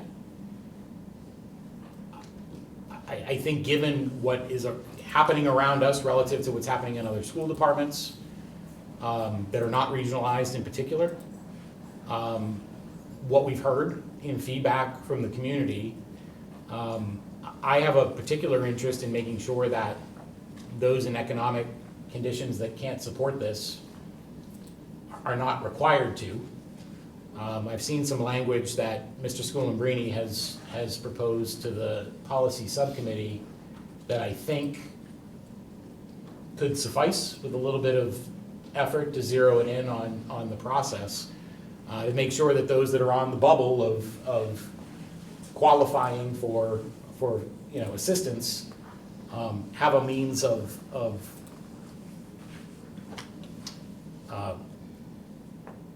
getting some sort of relief. So at this point, with a very bad taste in my mouth, I'm inclined to support this. And I recognize, as I said earlier, that's different from my position a week and 3 weeks ago. Can I interrupt I would again? like to, I don't mean to be rude, but. Can you hear us? People can't hear anything. then you have to come, yeah, you have to come in person. Then you have to come in person. If you could please mention that in the comments section. Yeah.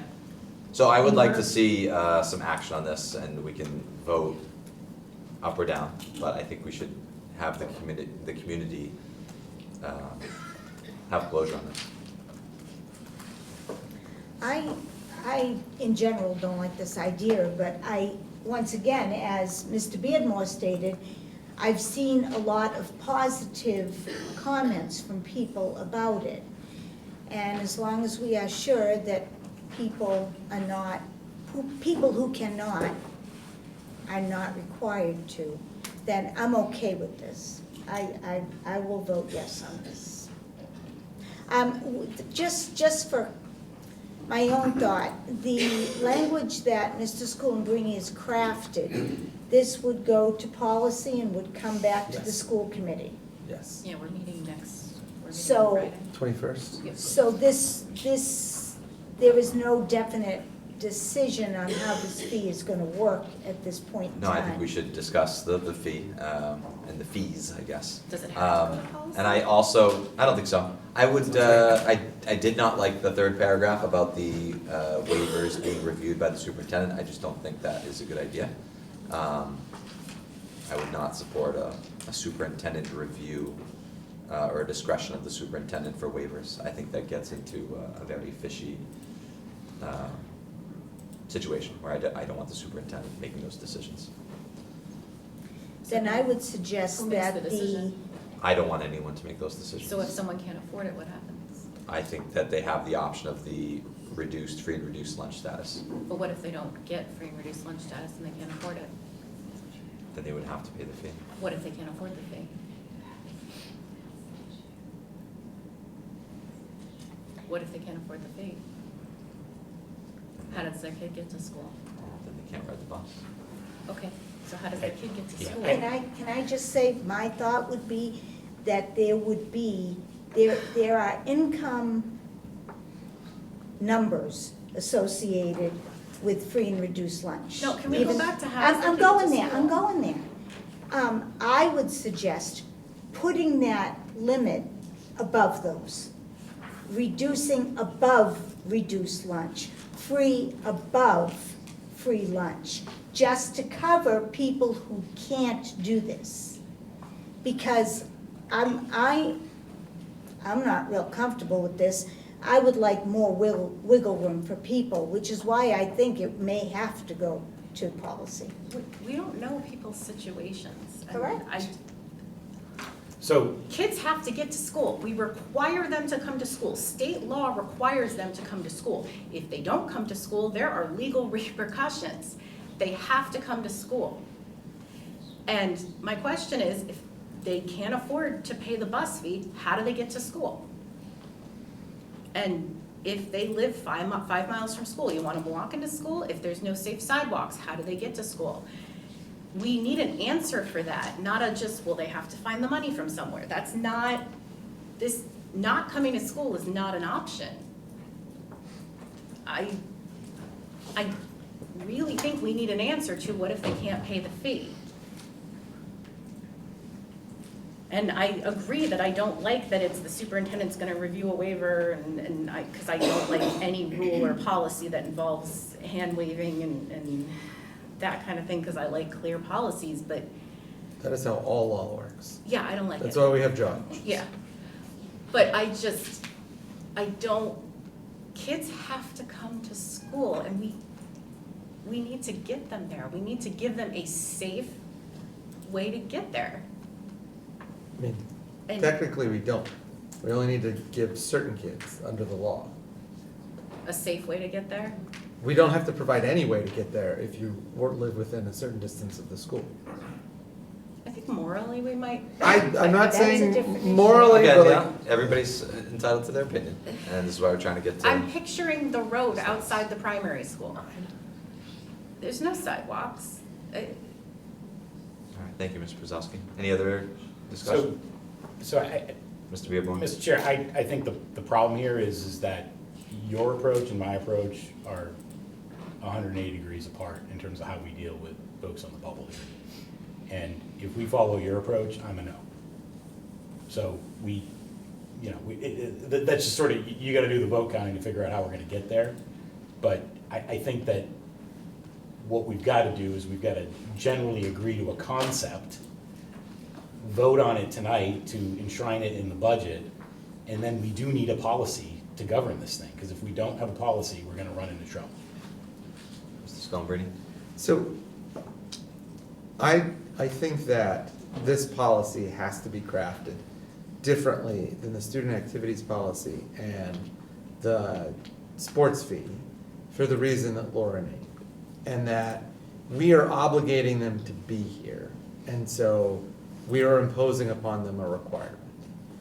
I think that by having a safety valve, we can manage this process in a way that does not make it onerous, but still account for variations that are not, that can't be predicted with a formula. And I think that my concern with the approach that Carol has outlined is that if you raise it, there's always gonna be edge cases, right? Like, the more precise you define a boundary, the more arbitrary the difference is between two cases on either side of that boundary. And so by having a safety valve that empowers somebody to review, the facts before them in a specific way, we can say, here is the rule, here is a procedure to challenge the determination of the rule, and then, we give them some way of doing it. And this wasn't dissimilar from how we had talked about doing the other busing related issue, where we had you get it, you don't, but you can be on this list and we'll go on a case by case basis. I just tried to do that and reflect that in the language, because that's what worked last time. But I think that this policy does need to have a safety valve for the precise reasons that Ms. Brzezowski outlined.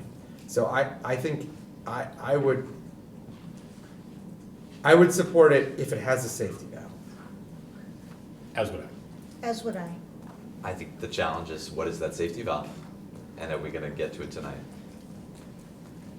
No, but I think No. that we have two members of the policy subcommittee who have a general understanding of what we're talking about here. We could enshrine this in the budget And then describe the safety valve later. and then bring the policy, a proposed policy back to our next meeting. And if there's a dire issue here, we could revisit it, but, you know, I think that has to be the path forward to doing this. I would recommend that the policy doesn't involve the superintendent being that final decision maker. So the way that the policy reads now is it's the superintendent or their designee, so they can appoint anybody they wanted. So it doesn't have to be that. Or maybe a 3-person. Whatever we wanted to do. The superintendent is responsible to the school committee, and this is the school committee's policy. Right, So right. That's why I worded it that I way. tend to agree with the proposal. Okay, we'll send this back to policy then. Okay. Does it need to go to policy? Yes, I think it Okay. should. So do we wanna Because- take a vote on a busing fee, say yes or no, and then order the policy subcommittee to draft the language? For the wouldn't- safety now. Yep. Okay. Because we're So still, let's- yeah, we're I still. would So why don't include the fee we amount? Because we're include the still fee gonna have amount? to Let's do talk about the fees then. 3 reads. I think the fee should be the 180 because that is what most parents, families were willing to deal with. I would agree. I agree. All right. The families with more than one child, I think 2X is fair. 360 total. Yeah. I mean, like, I think about somebody that has, like, what if you had like triplets? I mean, your My life. worry is, yeah, I think it's Your either life too has high. already been Maybe it's pretty high. bad, pretty bad. I I'm mean, concerned it's high. I remember seeing They're a people, blessing. seeing people at the, when I had my first kid and somebody had triplets and I just like looked at that family and they already looked exhausted. Their babies were 8 hours old, but they had 3 of them. So 2X seems, I would not be comfortable going any higher than 2X for more than one kid. Yeah, I would vote for 2X, but I would also suggest maybe we look at even a reduced number of 270 or 300. I agree. Okay. Yeah. 270 is, it's 1.5. 1.5X. I would agree with that. And then the individuals with reduced lunch status shall pay X. I mean, I would just cut it in half. I Isn't would that say what we that. did? I would even go lower. I would. too. What did we do for? I was So thinking if either we- 50 or maybe Yeah, 20. so, Okay. yeah, I think we were about 30%. Okay, So- then go like, make it 30%. work like the athletic. Or one. 33, it's 60 is 33. Something like that. Yeah, that comes 30% of 180 would be 54. I think 50. Okay. Tony, 50. we should define in the fee who pays the Yep. fee. It's not defined in Yeah, the. we But I think we can go to that for policy. Yeah. No, I know, I'm just, And then, I don't know. okay, we got it. Okay, so Okay. does anybody want to put up a proposal, a motion? I would make a motion to vote on the bus fee and send the policy to the policy subcommittee for setting of rates and drafting of language for the safety valve. Actually, I think, can you include the rates in your motion? Yes, the rates would be $180 for one kid, 1.5 times for 2 or more kids, 30%. Plus, I think we came up to $50. 270 and 50. Yeah, That's okay. 270 and 50, let's do it that way. So my motion would be the bus policy for $180 for one kid, 270 for 2 kids or more, and then $50 for reduced fee, and we will work on the language for the safety valve. Is there a second Second. discussion? I'm still gonna be a no. I clearly don't have the votes. But I'll still go to policy and work on a fair policy. Any other discussion? All those in favor say aye. Aye. Aye. Opposed? Nay. Abstain? Motion passes 4-1. Thank you. All right, moving on. Other. I just comment, I think that's the most distasteful vote I've made on the school committee. That one I know. really tastes Yeah. bad. I don't We've got a like lot that more to go. Ugh. Our only spoonful of sugar was a mint. Yeah. Hey, we made a Sorry. decision, Yeah, moving right along. all right. Other topics?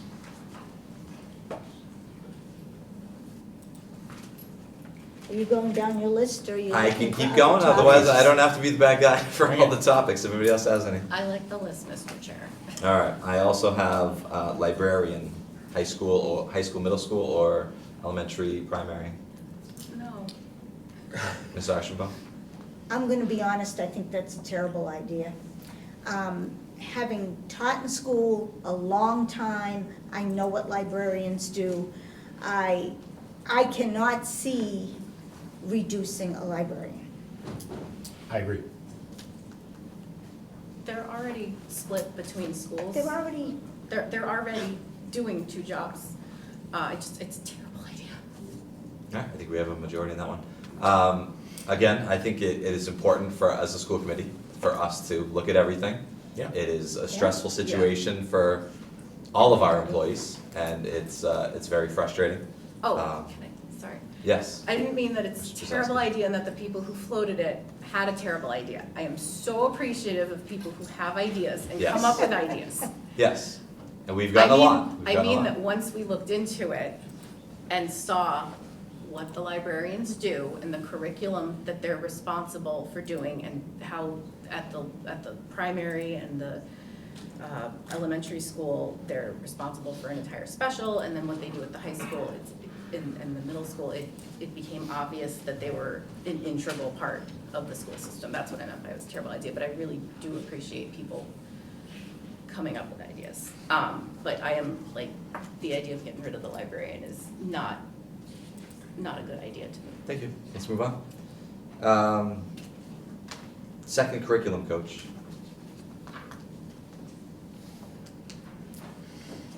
Ms. Ashenbaum? I'll jump in. I think it's unfortunate, but I think it is something we cannot, you mean beyond what was proposed? So already, we proposed we have the Well, one see, curriculum coach. we didn't talk but about that yet. We can talk about that as well. The one So there are curriculum- 2 curriculum coaches. Yes, the one curriculum coach is unfortunate, but I think we can't afford it. I wouldn't cut 2 personally, but if we're gonna talk one at a time, We can talk about both, that's fine. All right. I think we can talk about Okay, both. well, It's the topic, curriculum coaches. I wouldn't cut 2. I You think would we have to support cut one. Mr. Brzezowski?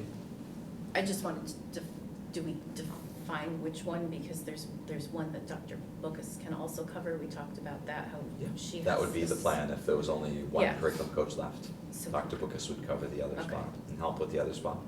Yeah, so I just have to say, in a very limited way. Right, She can't do the absolutely. job of the coach. No, and absolutely. the Sure, librarian sure, teaching. absolutely, and none of these But are she ideal. could watch These are- the curriculum in that area. None of these are ideal, and I think we're putting. It's all lousy. I agree with Carol. But it's all lousy, or to cut one, not 2. Carol knows better than me. All the above. All the above. All right, I think we're all on the same page there, or we have a majority, I don't think we need a vote. Can I We be can clear move on on. that? What are we doing? Keeping one curriculum coach. Yes, If you need a motion, we can do a motion, but I think you have So the it's a majority of. yes cut of one. Yes, cut of one coach. yes, cut of one, But not 2. but not 2. Thank you. All right, I have 2. One's more of a fee, one's more of a, let's try to keep this position. So, fee, I think after the discussion with the, having a conversation with the town manager about optics, I think the challenge with the trips to the Reggie Lewis Center, I would support a fee, a bus fee, for students going to the Reggie Lewis Center, Specifically? specifically to the, It is absolutely insane. Well, I get that. It's so crazy. I go there 5 weekends in a row, and the bus driver is just sitting there all day, running their meter like a taxi cab. Which sports use? It's Indoor just track. Just indoor track. indoor Okay, so track it's an goes extra to fee. It's Boston to bananas. the Reggie Lewis Center. That's why it's the vote. Can you guys, like, band together as a like this area and say, can we just start using closer facilities? Yes. Like, can you go? There's a reason. We've done that. but- Can you come up to the microphone, Yeah. please? Thank you. Just, is there like, We have done that on occasion in like a state level, I forget what meet it was, it might have been track, it might have been cross country, where we went with North Middlesex. But that requires both teams to only have, 20 or less students attending that meet. can you do it with more schools? Like, get a, I mean, cause, Because we don't have the facility, That's so the we have to problem. depend on the others. Within striking distance from here, it's Wachusett and Fitchburg. Right, that that's have- it. that- But so, and I think I brought it up in a couple of the individual meetings, right? The fact of it is, if you ran a race, whatever race you want to run, 300, whatever it is, at Fitchburg, and you set the course record there, you would still not qualify for the state meet. It's too They have to small. do The it time- in Reggie And Lewis, the track at Boston. Reggie Lewis is banked, so they get like a speed So, boost. and if our entire conference ran every meet at Fitchburg and never went to one of these elite tracks, then we would have no athletes competing at the state level for any champion, nothing. yeah. Do you have an approximate number of times that they go to the Reggie Lewis Center? 5. Who knows better than a Oh, parent? man, 5 times, right? What are we thinking for? And do you have an approximate cost each time for the bus? It seemed to have gone down a little bit this year. It's been 1,100, and this year it seemed to be going around 9. Per trip? Yep. And really, we pay $100 in wait time, $100 an hour, sorry. So no matter what athletic event, I mean, that's really what racks it up, as opposed to the miles. Ms. Archambault? I know that, only because of incidental conversation, that the track team also, outdoor track, I believe, went to Martha's Vineyard. Wouldn't the same be said of that? They do pay that. They pay that. Yeah, Well, we- see, that's a difference. I don't know why that exists, but. What- we This is just- not correct. What was that? Is there a cost to go to That- Martha's Vineyard? I don't know. The football For the- team went for to the Mount players. Vineyard Football a did year 2 ago, years, but yeah, that's 2 years not- ago. No, but they're you not guys on ran there. We did. Yeah, Yeah. cross country ran. Cross Cross country. Okay. Oh, Was okay. there a I fee know for somebody cross did. country? So that was not a school sport, that was on their own. That was on their own. That was an extra, Just for funsies? Okay, that's We- a the whole parents paid different the whole deal then. cost. yeah. Whole We- different yeah. deal. We So, didn't have anything to do The with thought that. for indoor track, would you not be competing against your league opponents in other indoor tracks in the mid Wachusett? Or is it the whole season So is Reggie the Lewis? conference pretty much got rid of that because even our league meet is at Reggie Lewis now. But that happened, correct me if I'm wrong, it happened last year that they changed the format. Last year, yep, was the Yeah. first year. And it was bananas, because like we had like something that was like 15, 20 minutes away for the furthest drive in Lunenburg, and now it's an hour and it costs us thousands of dollars. Correct. Yeah. If we were smart, we'd So, open our own facility. If I could, Which is And Mr. Beardmore? so just for full transparency, both Tony and I have kids on Yes. this team. Yeah, yeah. Yes. So we both speak from experience, but we also have an interest. I'm happy to pay a bus Um, fee. The history on this is sorted. This is the effect of a vote that was taken by track coaches in our league. Yeah. That we are bound by if our kids are going to compete in the league. And I happen to disagree with the decision. I think it was very short-sighted. And I think that to whatever extent we can affect that decision, and boy, affecting any kind of decision around athletics outside of our meets and bounds is virtually impossible, is my experience. We should direct the athletic director to seek that out. That being said, this is the world we're living in. We have excellent participation in our track program. We are extremely successful, That like is true. legendarily successful in the state of Massachusetts.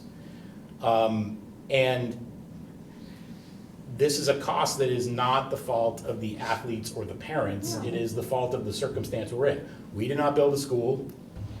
with a facility to support this. Most of our competing schools do not have a facility to support this. And if we want to run a winter track program, this is the cost associated with it. Mr. Scullenbrady? Peter, I agree with everything you said except for the very end. This is the fault of D-busing. There is no one else to blame. I talked to a Division I track coach this weekend, who happens to be my brother-in-law.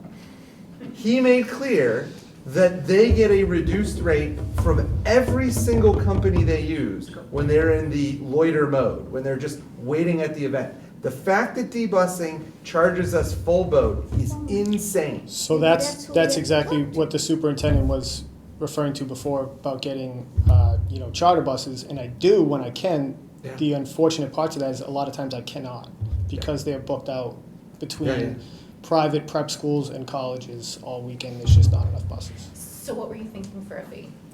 I'm open to suggestions. $1 million. I'm tired of going. I do Tired think of a fee going. would be fair, if we're charging all kids a fee to take buses to get to school, I think a little fee. But I also want to be cognizant of the fact that we did just raise sports fees overall, so the track kids are gonna be paying more in general, so, but we obviously need to offset the costs somewhere, and it costs a lot to get out to Boston. Ms. Ashenbaugh? Is it possible to talk to D-Bus, About, reducing the loiter time? You Or just- is Well, we that have to in wait. the contract? Yeah, So yeah. They just sit and wait. that's what I mean, reducing paying the the- cost of that time.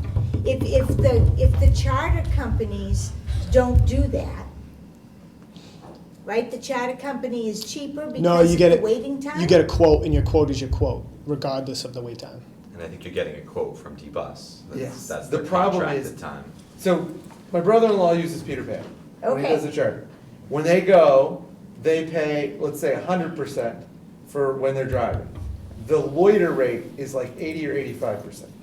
D-Bus, my understanding is, it's 100% the whole time. And that's one of the problems. If they're driving or sitting, if they're doing their job or playing on their phone, we're getting billed the same amount. That is just ridiculous. And again, we have no leverage because they're the only game in Well, town. yeah.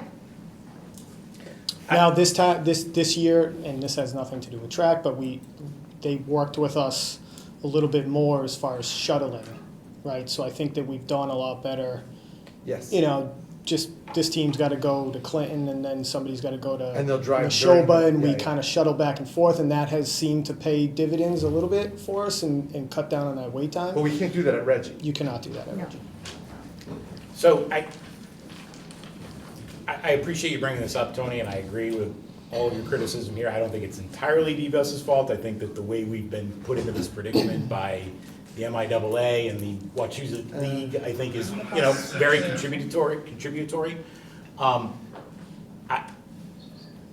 This is a slippery slope, right? Like, we have applied a different approach to one very expensive sport in hockey, right? Like that sport we run at a different level because it is so much more expensive to run than all of the other sports. On a per pupil basis, Track. I don't believe winter track is our next one. No. It's actually football. No, baseball. I'm sorry, you're right. Baseball. So I have a hard time rationalizing that because this is such a dirty deal,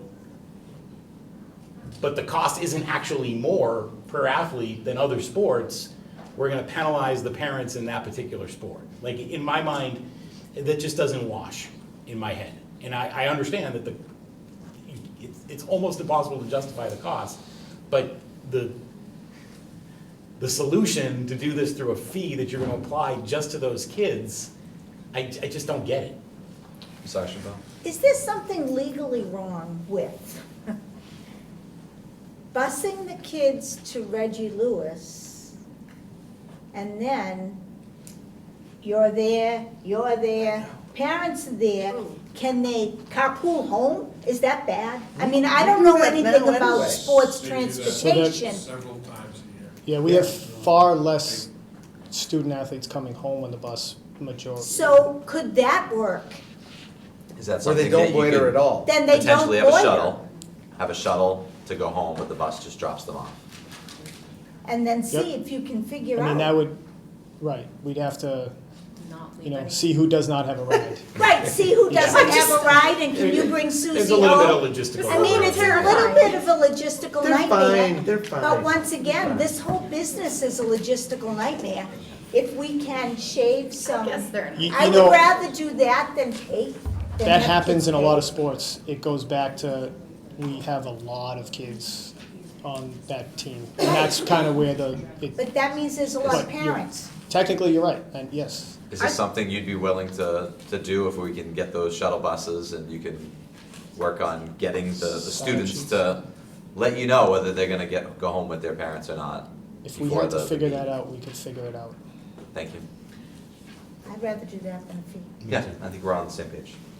I was just gonna say, I'd rather, instead of just charging the track team, I'd rather raise the fee another like $25 because everybody needs transportation. That's not a bad idea. And that might be something in the future too. Yeah, why don't we Because give I this think a we try tested out the and new see fee if this this year. can work. Everybody needs transportation, and I'm thinking of like Yeah. when I was looking at the transportation costs and I asked you like, what was it, baseball, why is their transportation fees so expensive? And you said because they win a lot.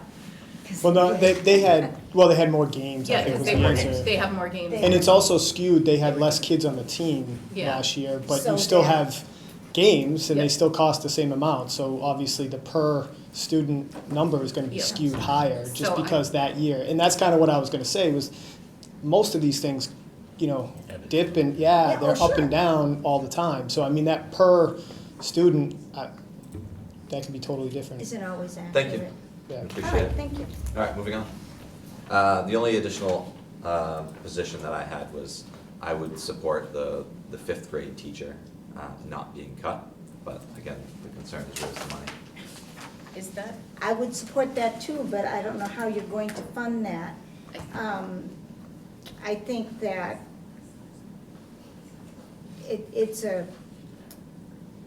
I think it's a difficult choice. It's a totally difficult choice. But Mrs. Scullin I Green? can't fund it. One of the parents that emailed us brought up the point that the cohort of children, and if I'm not using that term correctly, That's correct. the cohort of children that is currently in fifth grade is one of the 2 years that was heavily impacted by COVID, which means that the next year will also be a COVID. Sixth grade. Yeah, the cohort that is in fourth grade was also impacted by COVID, and they will be in fifth grade next year. If there is anything we can do to keep as many student-facing positions in place as possible, I would support that. Even if it meant creating a fee for athletic transportation or a fee for Reggie, which I would pay both of them.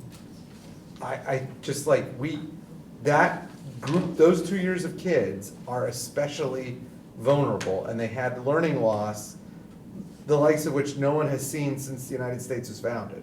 And I am concerned that if we don't keep the focus on them and keep tracking them as they go through the years, that they're going to come out a little bit behind where they should be. And the fifth grade is one of those years next year. So like if it was a different year or a different cohort, I would not be as tentative to cut the fifth grade position. But given that it is, like I said, I want to save all student-facing positions. This one seems a little too much. Ms. Brzezowski? that was one that I was going to put on my list to argue that maybe we should spend, I know it's irresponsible to use free cash Yeah. on a position, Oh, yeah. but that was I one was that I thinking was the same going, thing. there are two positions I was going to argue for that. And the fifth grade one was one of them. Thank you. Ms. Archibald? Could we ask the principal? Oh, Yes. yes, it's always a good His idea. We make you guys sit here through, we should Yes. hear what you That's the have to expert. say. He could have a different perspective. Our current cohort, fourth grade, is 107 students. It's the smallest group that we have. If we go with 4 fifth grade teachers, our class size will be 27. If we move to 5, our class size will be 21. With the restorations that are in place, our third grade class size will be 23, and our fourth grade class size, I believe, will be 24. So they're right around the same range. And as we were sitting as administrators talking through as you've all said, no one wants to cut, we don't want to cut anything. But the relative importance of positions to bring back, there were positions, the special education positions at the high school, the guidance position that we thought made more sense to bring back with the relative closeness of the class sizes between 27 and 25 in that case. That said, nobody at Turkey Hill is going to cry if that position is reinstated, so that's why it was left on the table. Thank you. Questions? I think the reasoning is sound here in terms of the priority that everyone is putting on this, and I think it's impossible, you can't argue against restoring this position. My problem is like, I'm at my line, particularly with athletics. Like, I think we've gone as far as I can go. And if we can find another place to cut, to fund it, I'm totally on board. Or if we want to have a conversation next week or the week after about free cash, I'm open to that discussion as well. But I'm not going to add additional funds for high school athletics to fund a 5th grade teacher.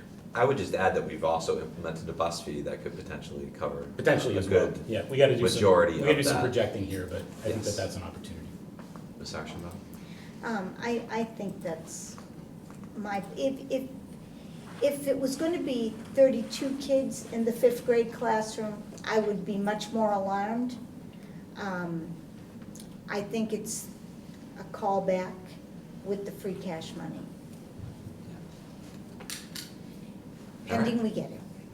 I do want to say that I am not super thrilled about the idea of using free cash, but if we get it, it's like an emergency stopgap. 5th grade strikes me as an emergency, given the learning loss that they had. But that does mean that we need to make sure that we mobilize every single person for the override. I want to go to Dr. Just- Burnham. Dr. Burnham, is there a way we can get the 5th grade in the budget with the bus fee now implemented and the free cash potential? Free cash potential, yes, because that's just a decision that you have to make, and then we hope we get it.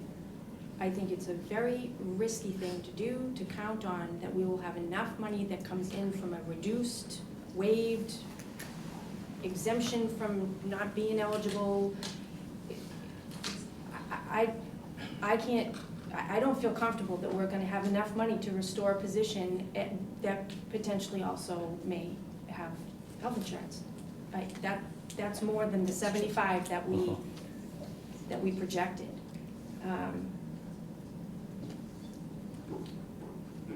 It's a risk, and you're putting your next superintendent in a super tight budget, walking in on day one praying that things, don't go wrong anywhere, because it's already that tight. I would strongly advise against restoring any position other than potentially a paraprofessional position, based on the money that you're hoping to have with the bus fee. I think hoping that you'll be able to restore a teacher position is a risk, a real risk. What happens if? Yes. Mr. What happens if instead of restoring the 5th grade teacher, we restore a para for 5th grade? Does that? It helps. Because like the class being smaller plus an additional para, does that But get it? that doesn't get you a para in every classroom. Right. No, I know. Floater. Just one.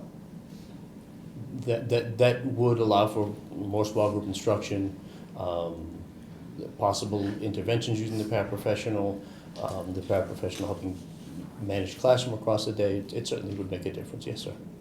Assuming that it could be filled and stay filled for the I still entire think year. that's tight though, like we're not leaving a lot of wiggle room in the budget. I also wanted to point out on the principal's priority list, there is the secretary for the middle high school. And it's on their list. Oh, you good. Before you go, I just wanted to, for those of you who will be on the committee next year, understand that if we do have 4 sections of 5th grade next year, we will be back asking for a 5th section next year The next one. because the class sizes will be That going is up something again. to consider. Absolutely. Thank you. Is that still a priority? Yes, that is still a priority, and as we work through tonight and some of the restorations that we've had, I believe we're restoring 12 positions. 9 of those positions are coming back pre-K through 4. Yep. So I know that we're hitting that hard with making sure that students read, but we are responsible for all the students in the district. Yeah, so Thank I wanted to just point out that the principals did give us this very handy priority list, and there is a secretary on there, and for the front office, and we have restored a lot of positions at the other 2 schools, so I just wanted to point that out. All right, other positions that you want to discuss, that the committee wants to discuss? All right, I think we're ready to have a motion on the budget. Do we have a balanced budget? Not anymore. That's what I was gonna say. Okay, so what Oh, are we? with 5th grade going back, we no longer have the balance? No, no, There was 5th No. a grade's vote to not put back. 5th grade back, There wasn't a but, vote for 5th grade at The this ski point. team. The ski team issue is, that $11,000, we're out of whack Yep. still. So that's the 11,000. I mean, we could project $11,000 in revenue from the bus fee and call cover it a it balanced that way. budget for today, but there's still work. I mean, that seems You're like, gonna get at least 11,000. I can't from us. imagine we're not. I mean, that's a lot. I'm not comfortable cutting it because once you cut a sport, building it back up is so difficult. The other thing is. Again, that will, the ski team will come back. Yeah. That conversation will come back to the Yeah, committee. Yeah. I So really we want can a still cut it. balanced budget. And have the bus fee To cover increase. this, to cover the ski team at this point in time. Can I- The bus fee would cover that until until our athletic director, Mr. Bigelow comes back with some kind of Mr. Scullin-Breedy? cooperative thing. If the bus fee does not generate enough money, at least part of the reason why would be people wouldn't be using the bus. We'd be cutting So then we would be cutting a bus, so either way, we're gonna generate some money. And Right. we're also going to have to chase people for payment and go to collections. Sure. And there, Yep. yeah. We're gonna go to collections over a bus fee? And you kinda- If they don't kinda- pay The it. problem is you kinda have to, or Cool. no one You pays. do it for athletic fees. Yeah. Yep. Okay. Other I discussion? think it's reasonable to hope that we would clear the 11,000. Yeah, I it's think reasonable. we're okay, and With keep the bus ski fees. team. But So if again, that's- I don't think If that's we're- where you wanna, I think I for don't think we're today, necessarily paying we- 11,000, but we for could- today, I think for today, it covers the that's the 11,000. budget, and To get this if we budget done. learn more in a week or 2 weeks, we can Adjust adjust. the budget. okay, so then I'll adjust the line to reflect the 11,000 coming off of the transportation, the general ed transportation line, Right. and put that back in to the athletic transportation. Yes, So we do can we get adjust through those this after without if needed. cutting an actual sport? yes, I think. we Well, did. but I So mean, far. with all due respect, we have got to hear out this ski thing. Like, Yeah. I mean, this is, we gotta drive this to ground. Yeah, We this can't could let be this cut run. at a future school We committee cannot let meeting. this issue I will rise. not, I can't pay yeah, I'm not gonna deny that we $11,000. could cut the ski team at our future school But committee for meeting. now, Can't But pay for that now, much it's for staying. another budget. town's programming. Okay. We need the feedback from the athletic director that Right. he's put in the effort to try to renegotiate the agreement. Agreement.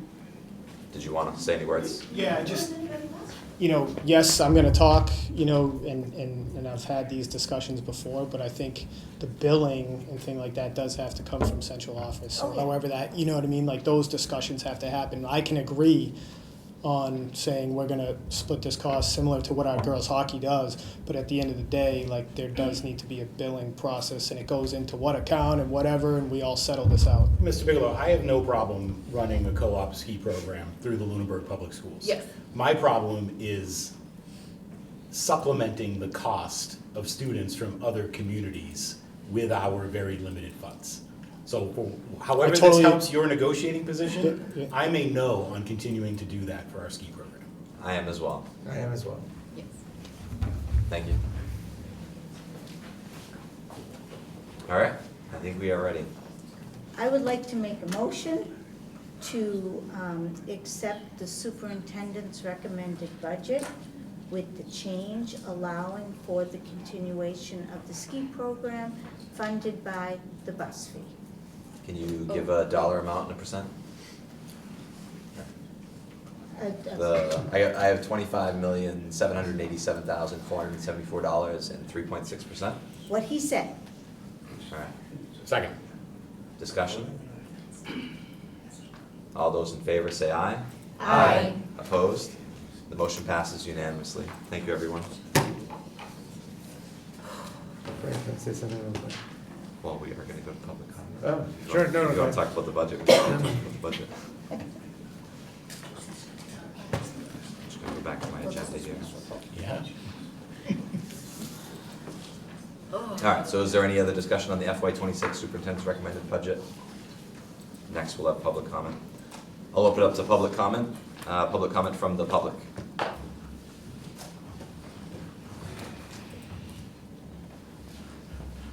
Mary Foyle, 985 Flat Hill Road. I've been battling with myself and poor Lynn sitting next to me about saying this or not.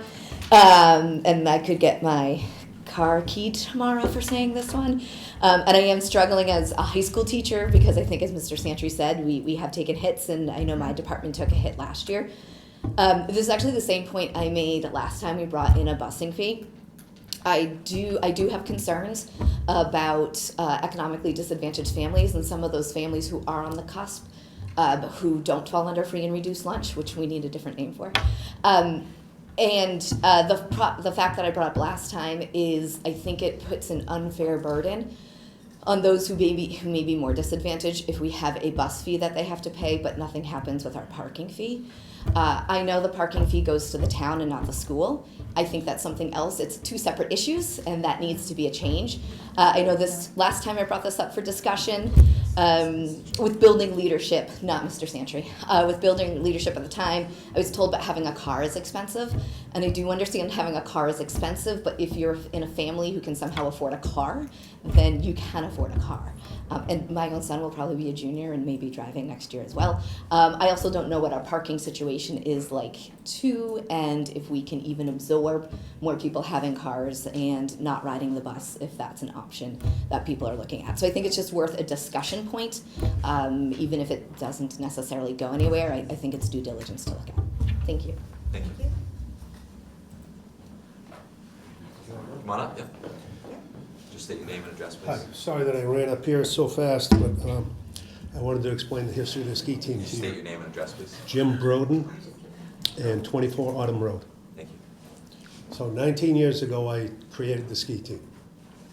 And I asked only to use the Lunenburg name. The team was completely self-funded. And so what I think happened with this $11,000 bill is that after 4 years, we co-opted with Leominster. The Leominster athletic director and the school gave me the money, and I ran the budget. So when we got to our expenses from Wachusett Mountain and Neshoba Valley, we had the athletic fee, and then we looked at how much we owed, and we divided it by the number of people, which automatically adjusted. If there were 10 people from Leominster and 10 from Lunenburg, it came out. And we adjusted that fee every year. After, I think, 14 years, the first 12 years, I coached the team for free. I wanted to do it. After 12 years, Jay Conroy took over as the head coach. I became the assistant coach because my kids had all gotten through. I think at about 14 years, the school decided they wanted to handle the budget. So I think what happened is when we went over the athletic fees, there wasn't a kickback to the team to say, hey, you gotta collect more money to make it balance out evenly. So all of the parents, when we have an opening meeting, we explain to them, this is, ski racing is it's not an inexpensive sport. And we have never had any transportation. I think for 2 years, we had a bus that brought the kids to the ski area, but the kids went home on their own. Other than that, for a couple years, in 19 years, no kid has ever missed a race or practice because they couldn't get a ride. So basically what we did is we went with the approach, all the parents have raised their kids through youth sports and paid for everything. Once you get to high school, it's a different story. And so we went with the approach, I don't need the school's money because people are used to paying for this stuff. And so I just talked with the athletic director, and I think what happened is they forgot to say, hey, here's how much extra money you owe. And if we go back to that, I think at a minimum you can save $7,000. Yes. Sounds great. And that would leave some money for the coach. Jay Conroy, he had, his kid was on the team, and he wanted to do something. He was retiring as a prison guard, and he thought this would be great because he could get to work with people that didn't want to kill him. Okay, sounds good too. And so he became the head coach, and I think that the school recognized and probably had good budget times that they decided to give him a certain stipend. And he said, okay. I don't think he ever asked for it. So that's the way to solve the problem, and I can help you do it.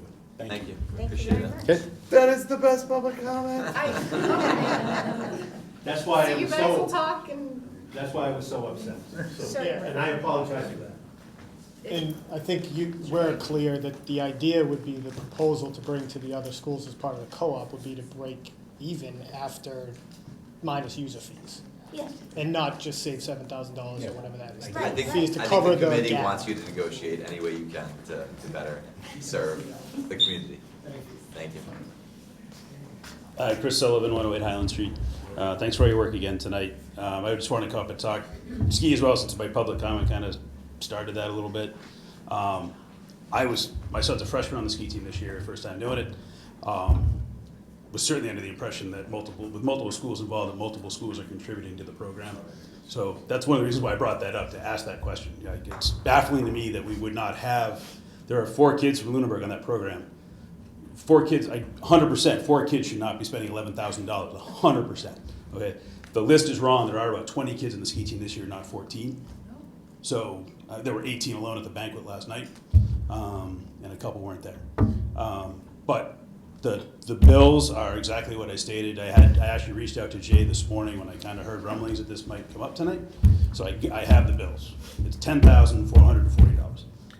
The bigger bill is from Neshoba. The issue is there is not a mid-watch ski league. If we could all ski at Wachusett and do all the races at Wachusett, it would be a lot cheaper because there's already season passes incorporated there and so forth.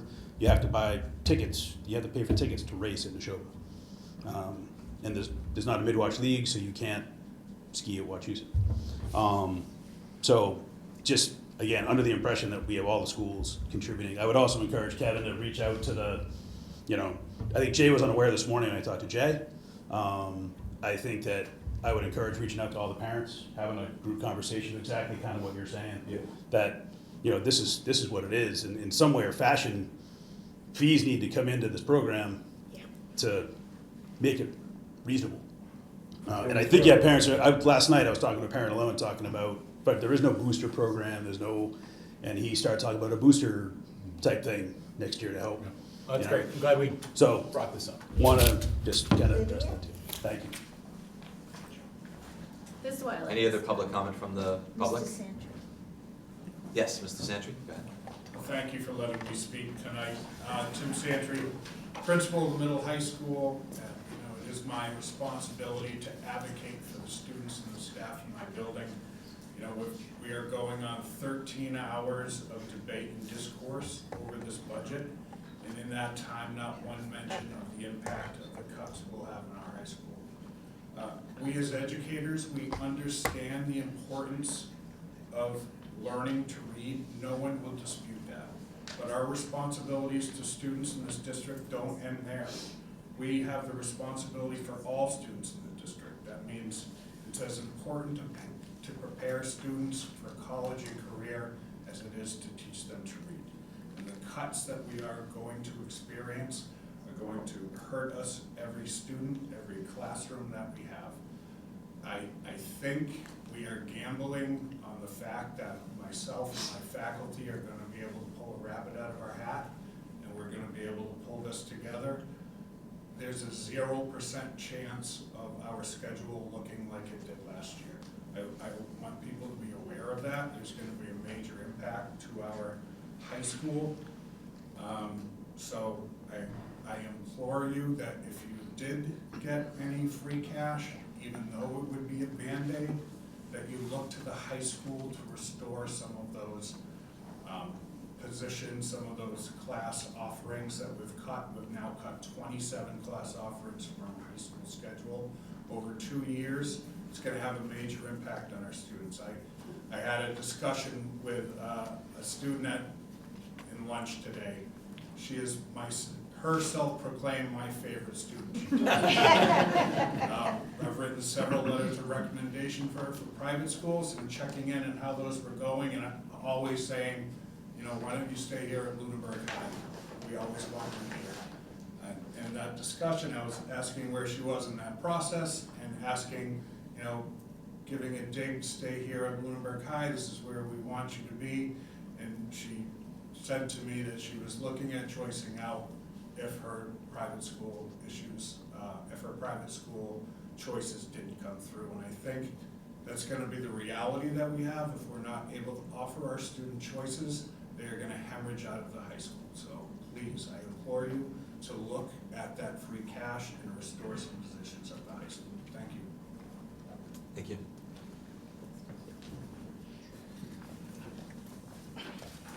Tom Woodward at 221 Leominster Road. I don't know if any of you guys are familiar with the road. This is going to be towards charging kids to go to school. I really appreciate you. I can see it hurting you in this way. You know how many kids are injured or killed walking to school a year? 67,124 kids. Okay? It's not going to be your fault, but what if it's a Lunenburg kid? Because maybe a parent couldn't afford it. Maybe a parent only has one car. I only have one car. So I make over the cost. But what happens if that kid's walking to school one day? You guys are going to look at yourselves one day and say, was it the right choice? Just think about it. It might save some stuff, but we talked about an override, and you guys want a town override. I understand that, but the town was able to fund $20 million or something that for a new town hall. We could have did an override this year to make it a little bit of a deficit and then figure out another override if we had to. Most of this community obviously might not have kids. I don't know the percentage. I don't know what the percentage of kids having kids, parents having kids, and people that just don't have kids that are young. But we chose to make huge cuts this year, which makes us all hurt in a different way. But I think we failed our kids, and it's gonna hurt. Because a lot, like some of them said, a lot of these kids are gonna leave. I looked at leaving because it's not worth it. I moved to Lunenburg for this reason. School system was great 3 years ago. Obviously we had a little bit of lower numbers. I come from a city where we're fully funded, obviously. Great stuff. I wanted to give my kids a better life, and right now, it's not a better life. And it hurts. And it's pain. But you guys are gonna charge. My biggest thing is charging kids to go to school. That's not fair. You're gonna hurt families in a lot of ways. And you're gonna put them in collection, which puts them in debt, which puts them at credit. What if they wanna move because the school system isn't good? You guys have kids. You've talked about the athletics, about track team, and how good they are, but there's overall everything. I'm a big sports guy. I'm not saying just the track. You emphasized it a lot every time we go into a meeting, but it's everything we do. Is Lunenburg strong? We got to be Lunenburg. We all got to stick together, and we're not doing that. We're kind of all over the place, and it's just not good for us. Just wanted to let you guys know that. Thank you.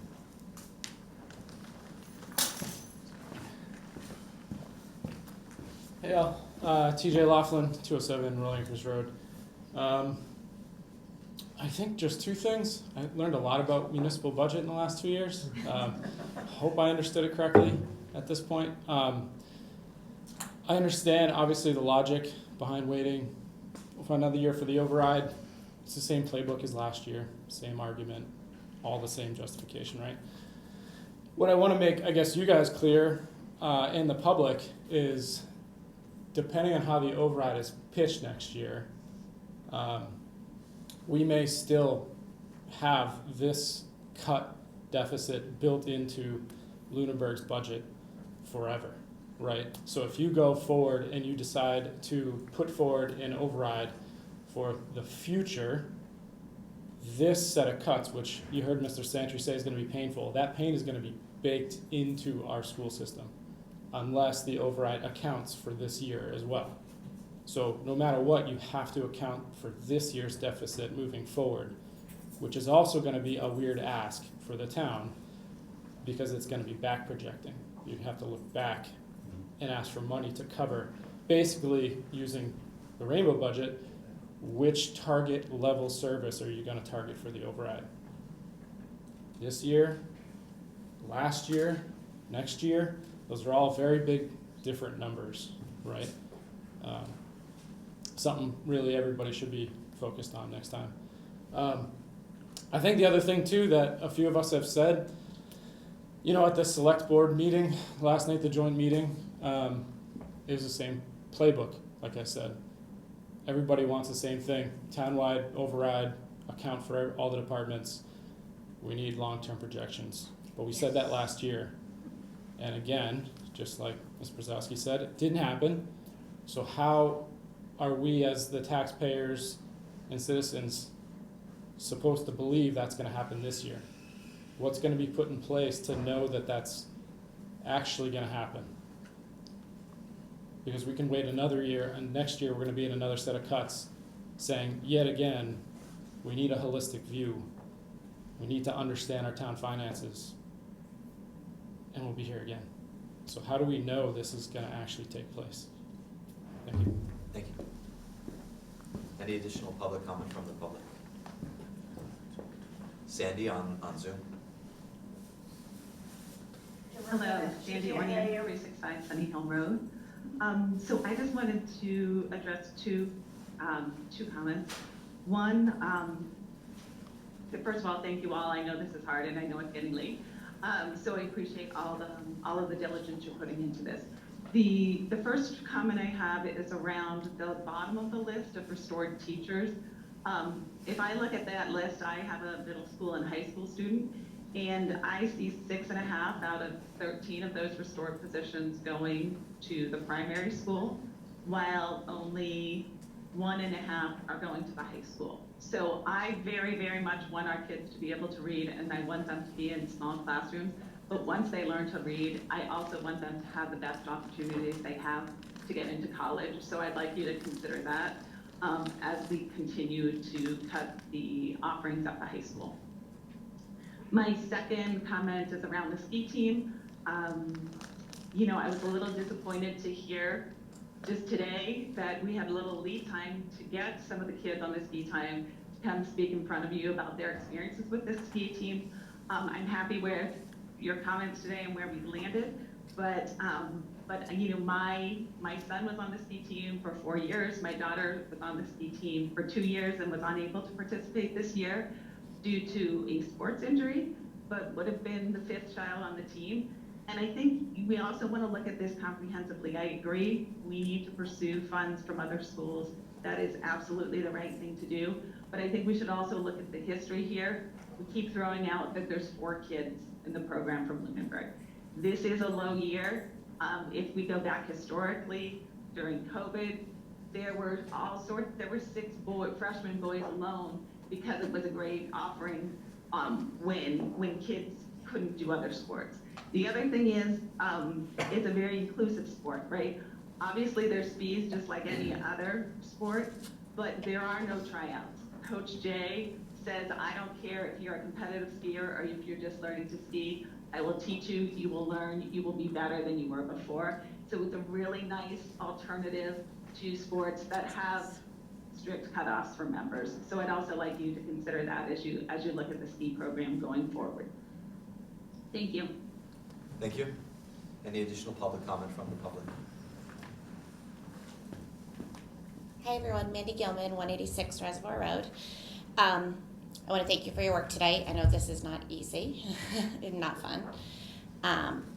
I just want to leave this meeting with the impression that we shouldn't have to live like this. Last year, when I started to fight for the override, I took a very aggressive stance with this committee and told people we didn't have to live like this. Last year, we fought for an override and got $1 million. I was very scared to feel like what we would be if we hadn't gotten that $1 million. I think, there's been a lot of talk that this year isn't the year for the override. I'm very conflicted about that. Last year, I basically didn't take anyone's advice and just told you all we were going to do an override. It's not all about me, but I just feel kind of like that's what happened. I'm scared. I'm scared that, we are in this huge hole and, the economy could go down, right? We could. It's gonna. Wait, thank you. Thank you for all the negativity. And I volunteered. I'm running for school committee, so lucky me. I get to sit up there maybe next year and listen to everyone complaining. But, we need to start in June. I am disappointed that we did not look at this last June. And I know that the teacher contract wasn't finalized. I know there was a lot of moving parts. But I am disappointed that we waited this long. Because I know we were waiting for the state to save us. That wasn't going to happen. The state, I had a good meeting with Senator Cronin last week. I have a meeting coming up with Kushmerek and Scarsdale. I think eventually there is going to be something there, but we have to limp through until then, and they're not going to be able to fix every problem. So I didn't come up here with really a plan of what to say, but I think we need to start planning in June. If this committee doesn't think this is the time for the override, that's fine. And the only good thing I've really from this whole thing is if you're active on social media and other things, there are many, many parents in this town who you've been getting their emails who are incredibly fired up about this. So I just want to implore the public to stay engaged because you are only governed by people who volunteer to govern. Government is not about every single person. Government is about who shows up. So we have to continue to show up. And that's the reality of the way that the system works. So that's it. Thank you. Thank you, Ms. Gilman.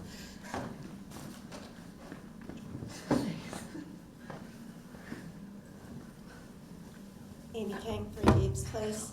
I echo what Mr. Santry and what Sandy had to say about the high school taking huge hits here and the ability for our kids to have the experience they need to get into college.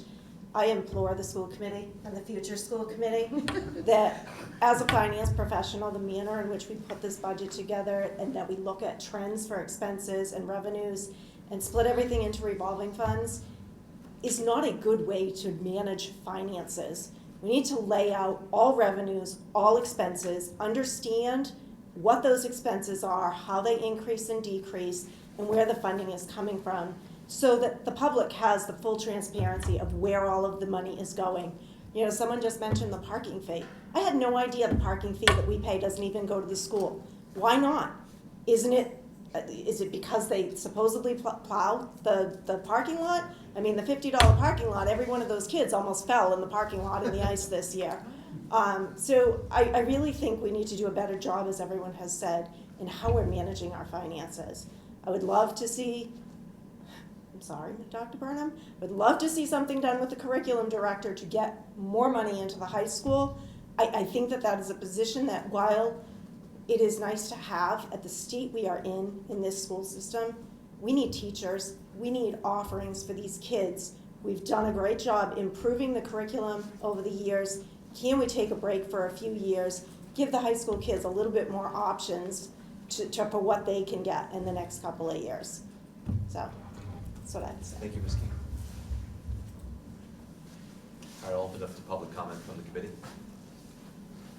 Mr. Scolambrini. I think that what TJ said is right. We need to have a long-term plan. And I think that one of the things that we would do in school committee next year is immediately start working on the long-term plan. One problem that I see, and I keep coming back to this, is we don't do this budget discussion correctly.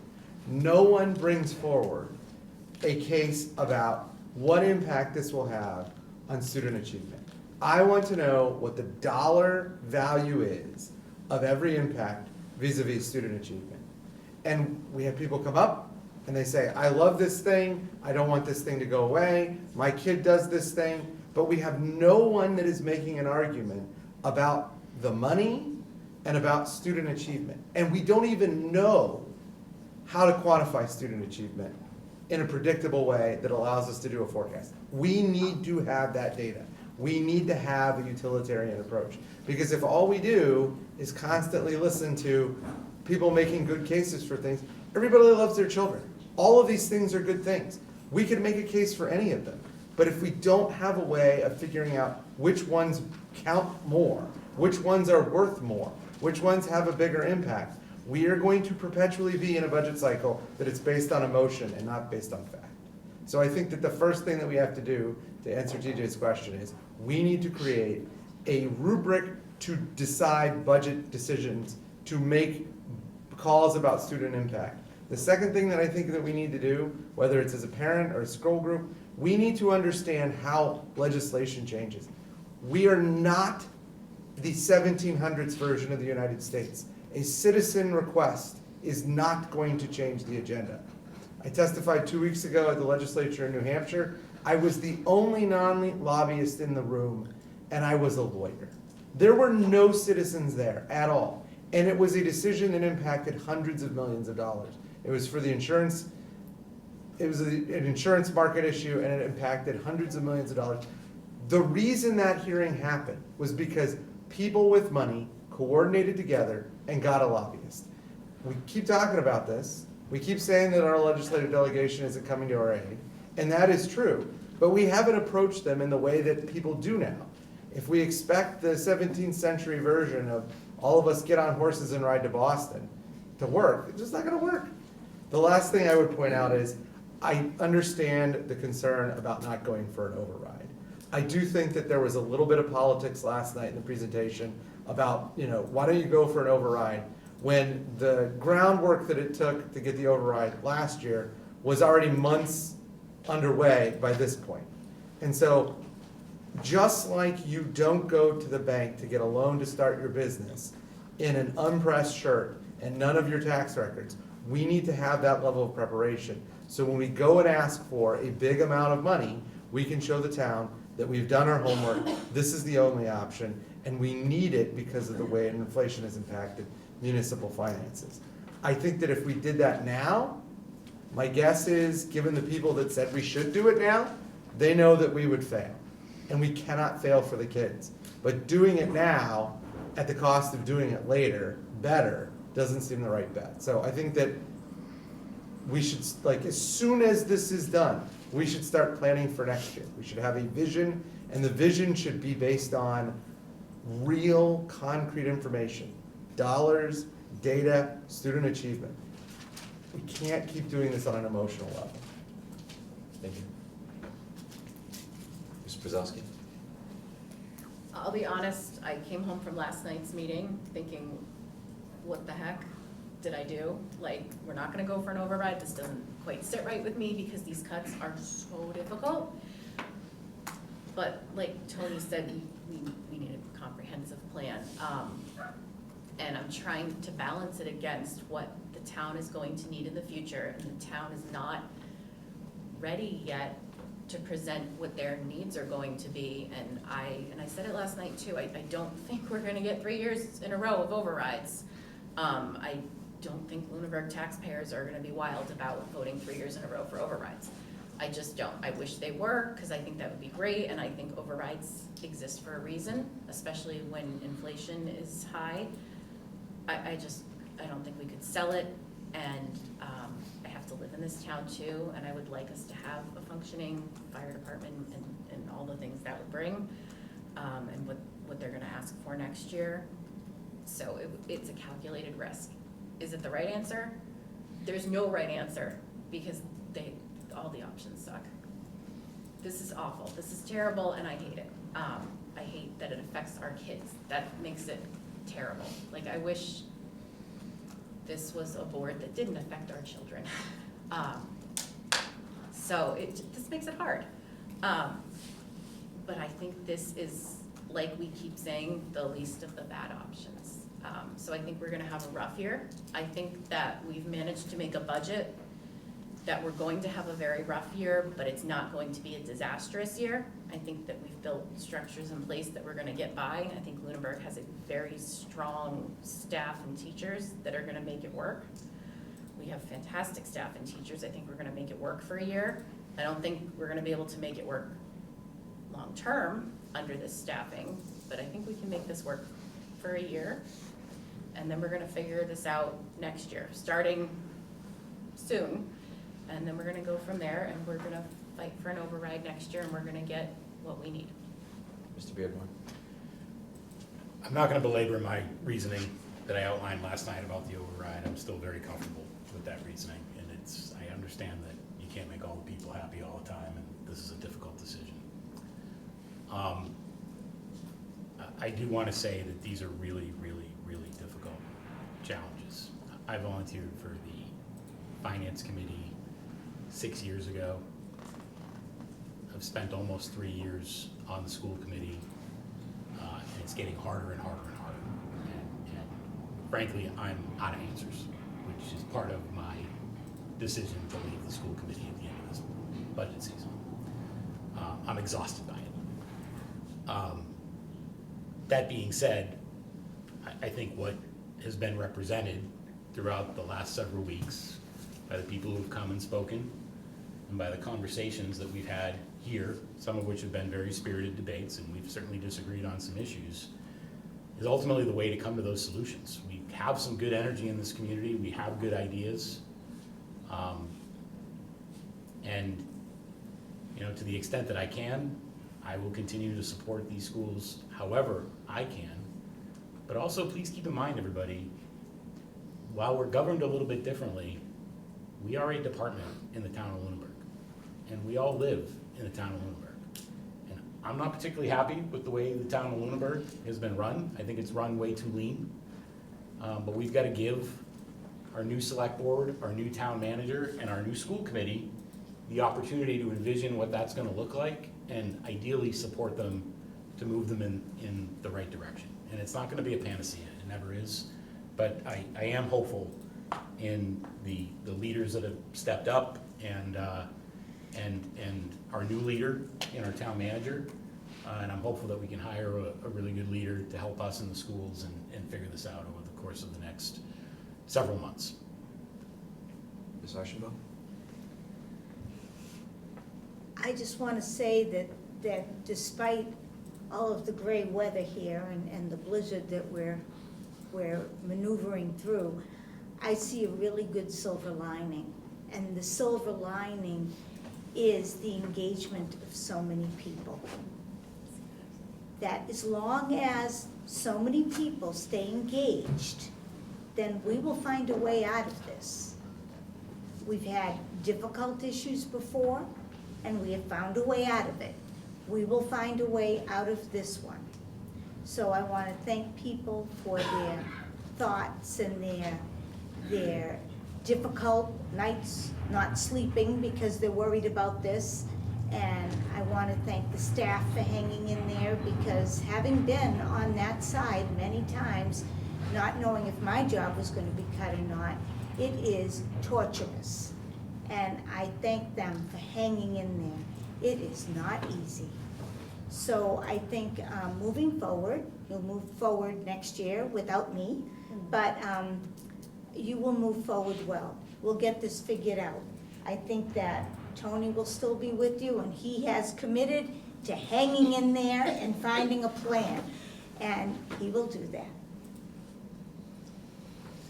Thank you. I want to thank the students, the children of Lunenburg, the parents, the staff, for being constantly involved, giving us feedback.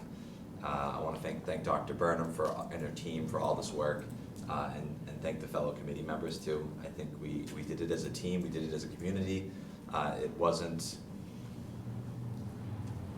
It's not great, but it's the best that we could do, and I think having all those voices and those emails and public comments, it made a difference, and it gave us a full picture of what we needed to do and how best we could serve Lunenburg Public Schools. So I want to thank everyone, stay engaged, go to town meeting, vote, and run for office as well, volunteer and be a part of the community. Thank you.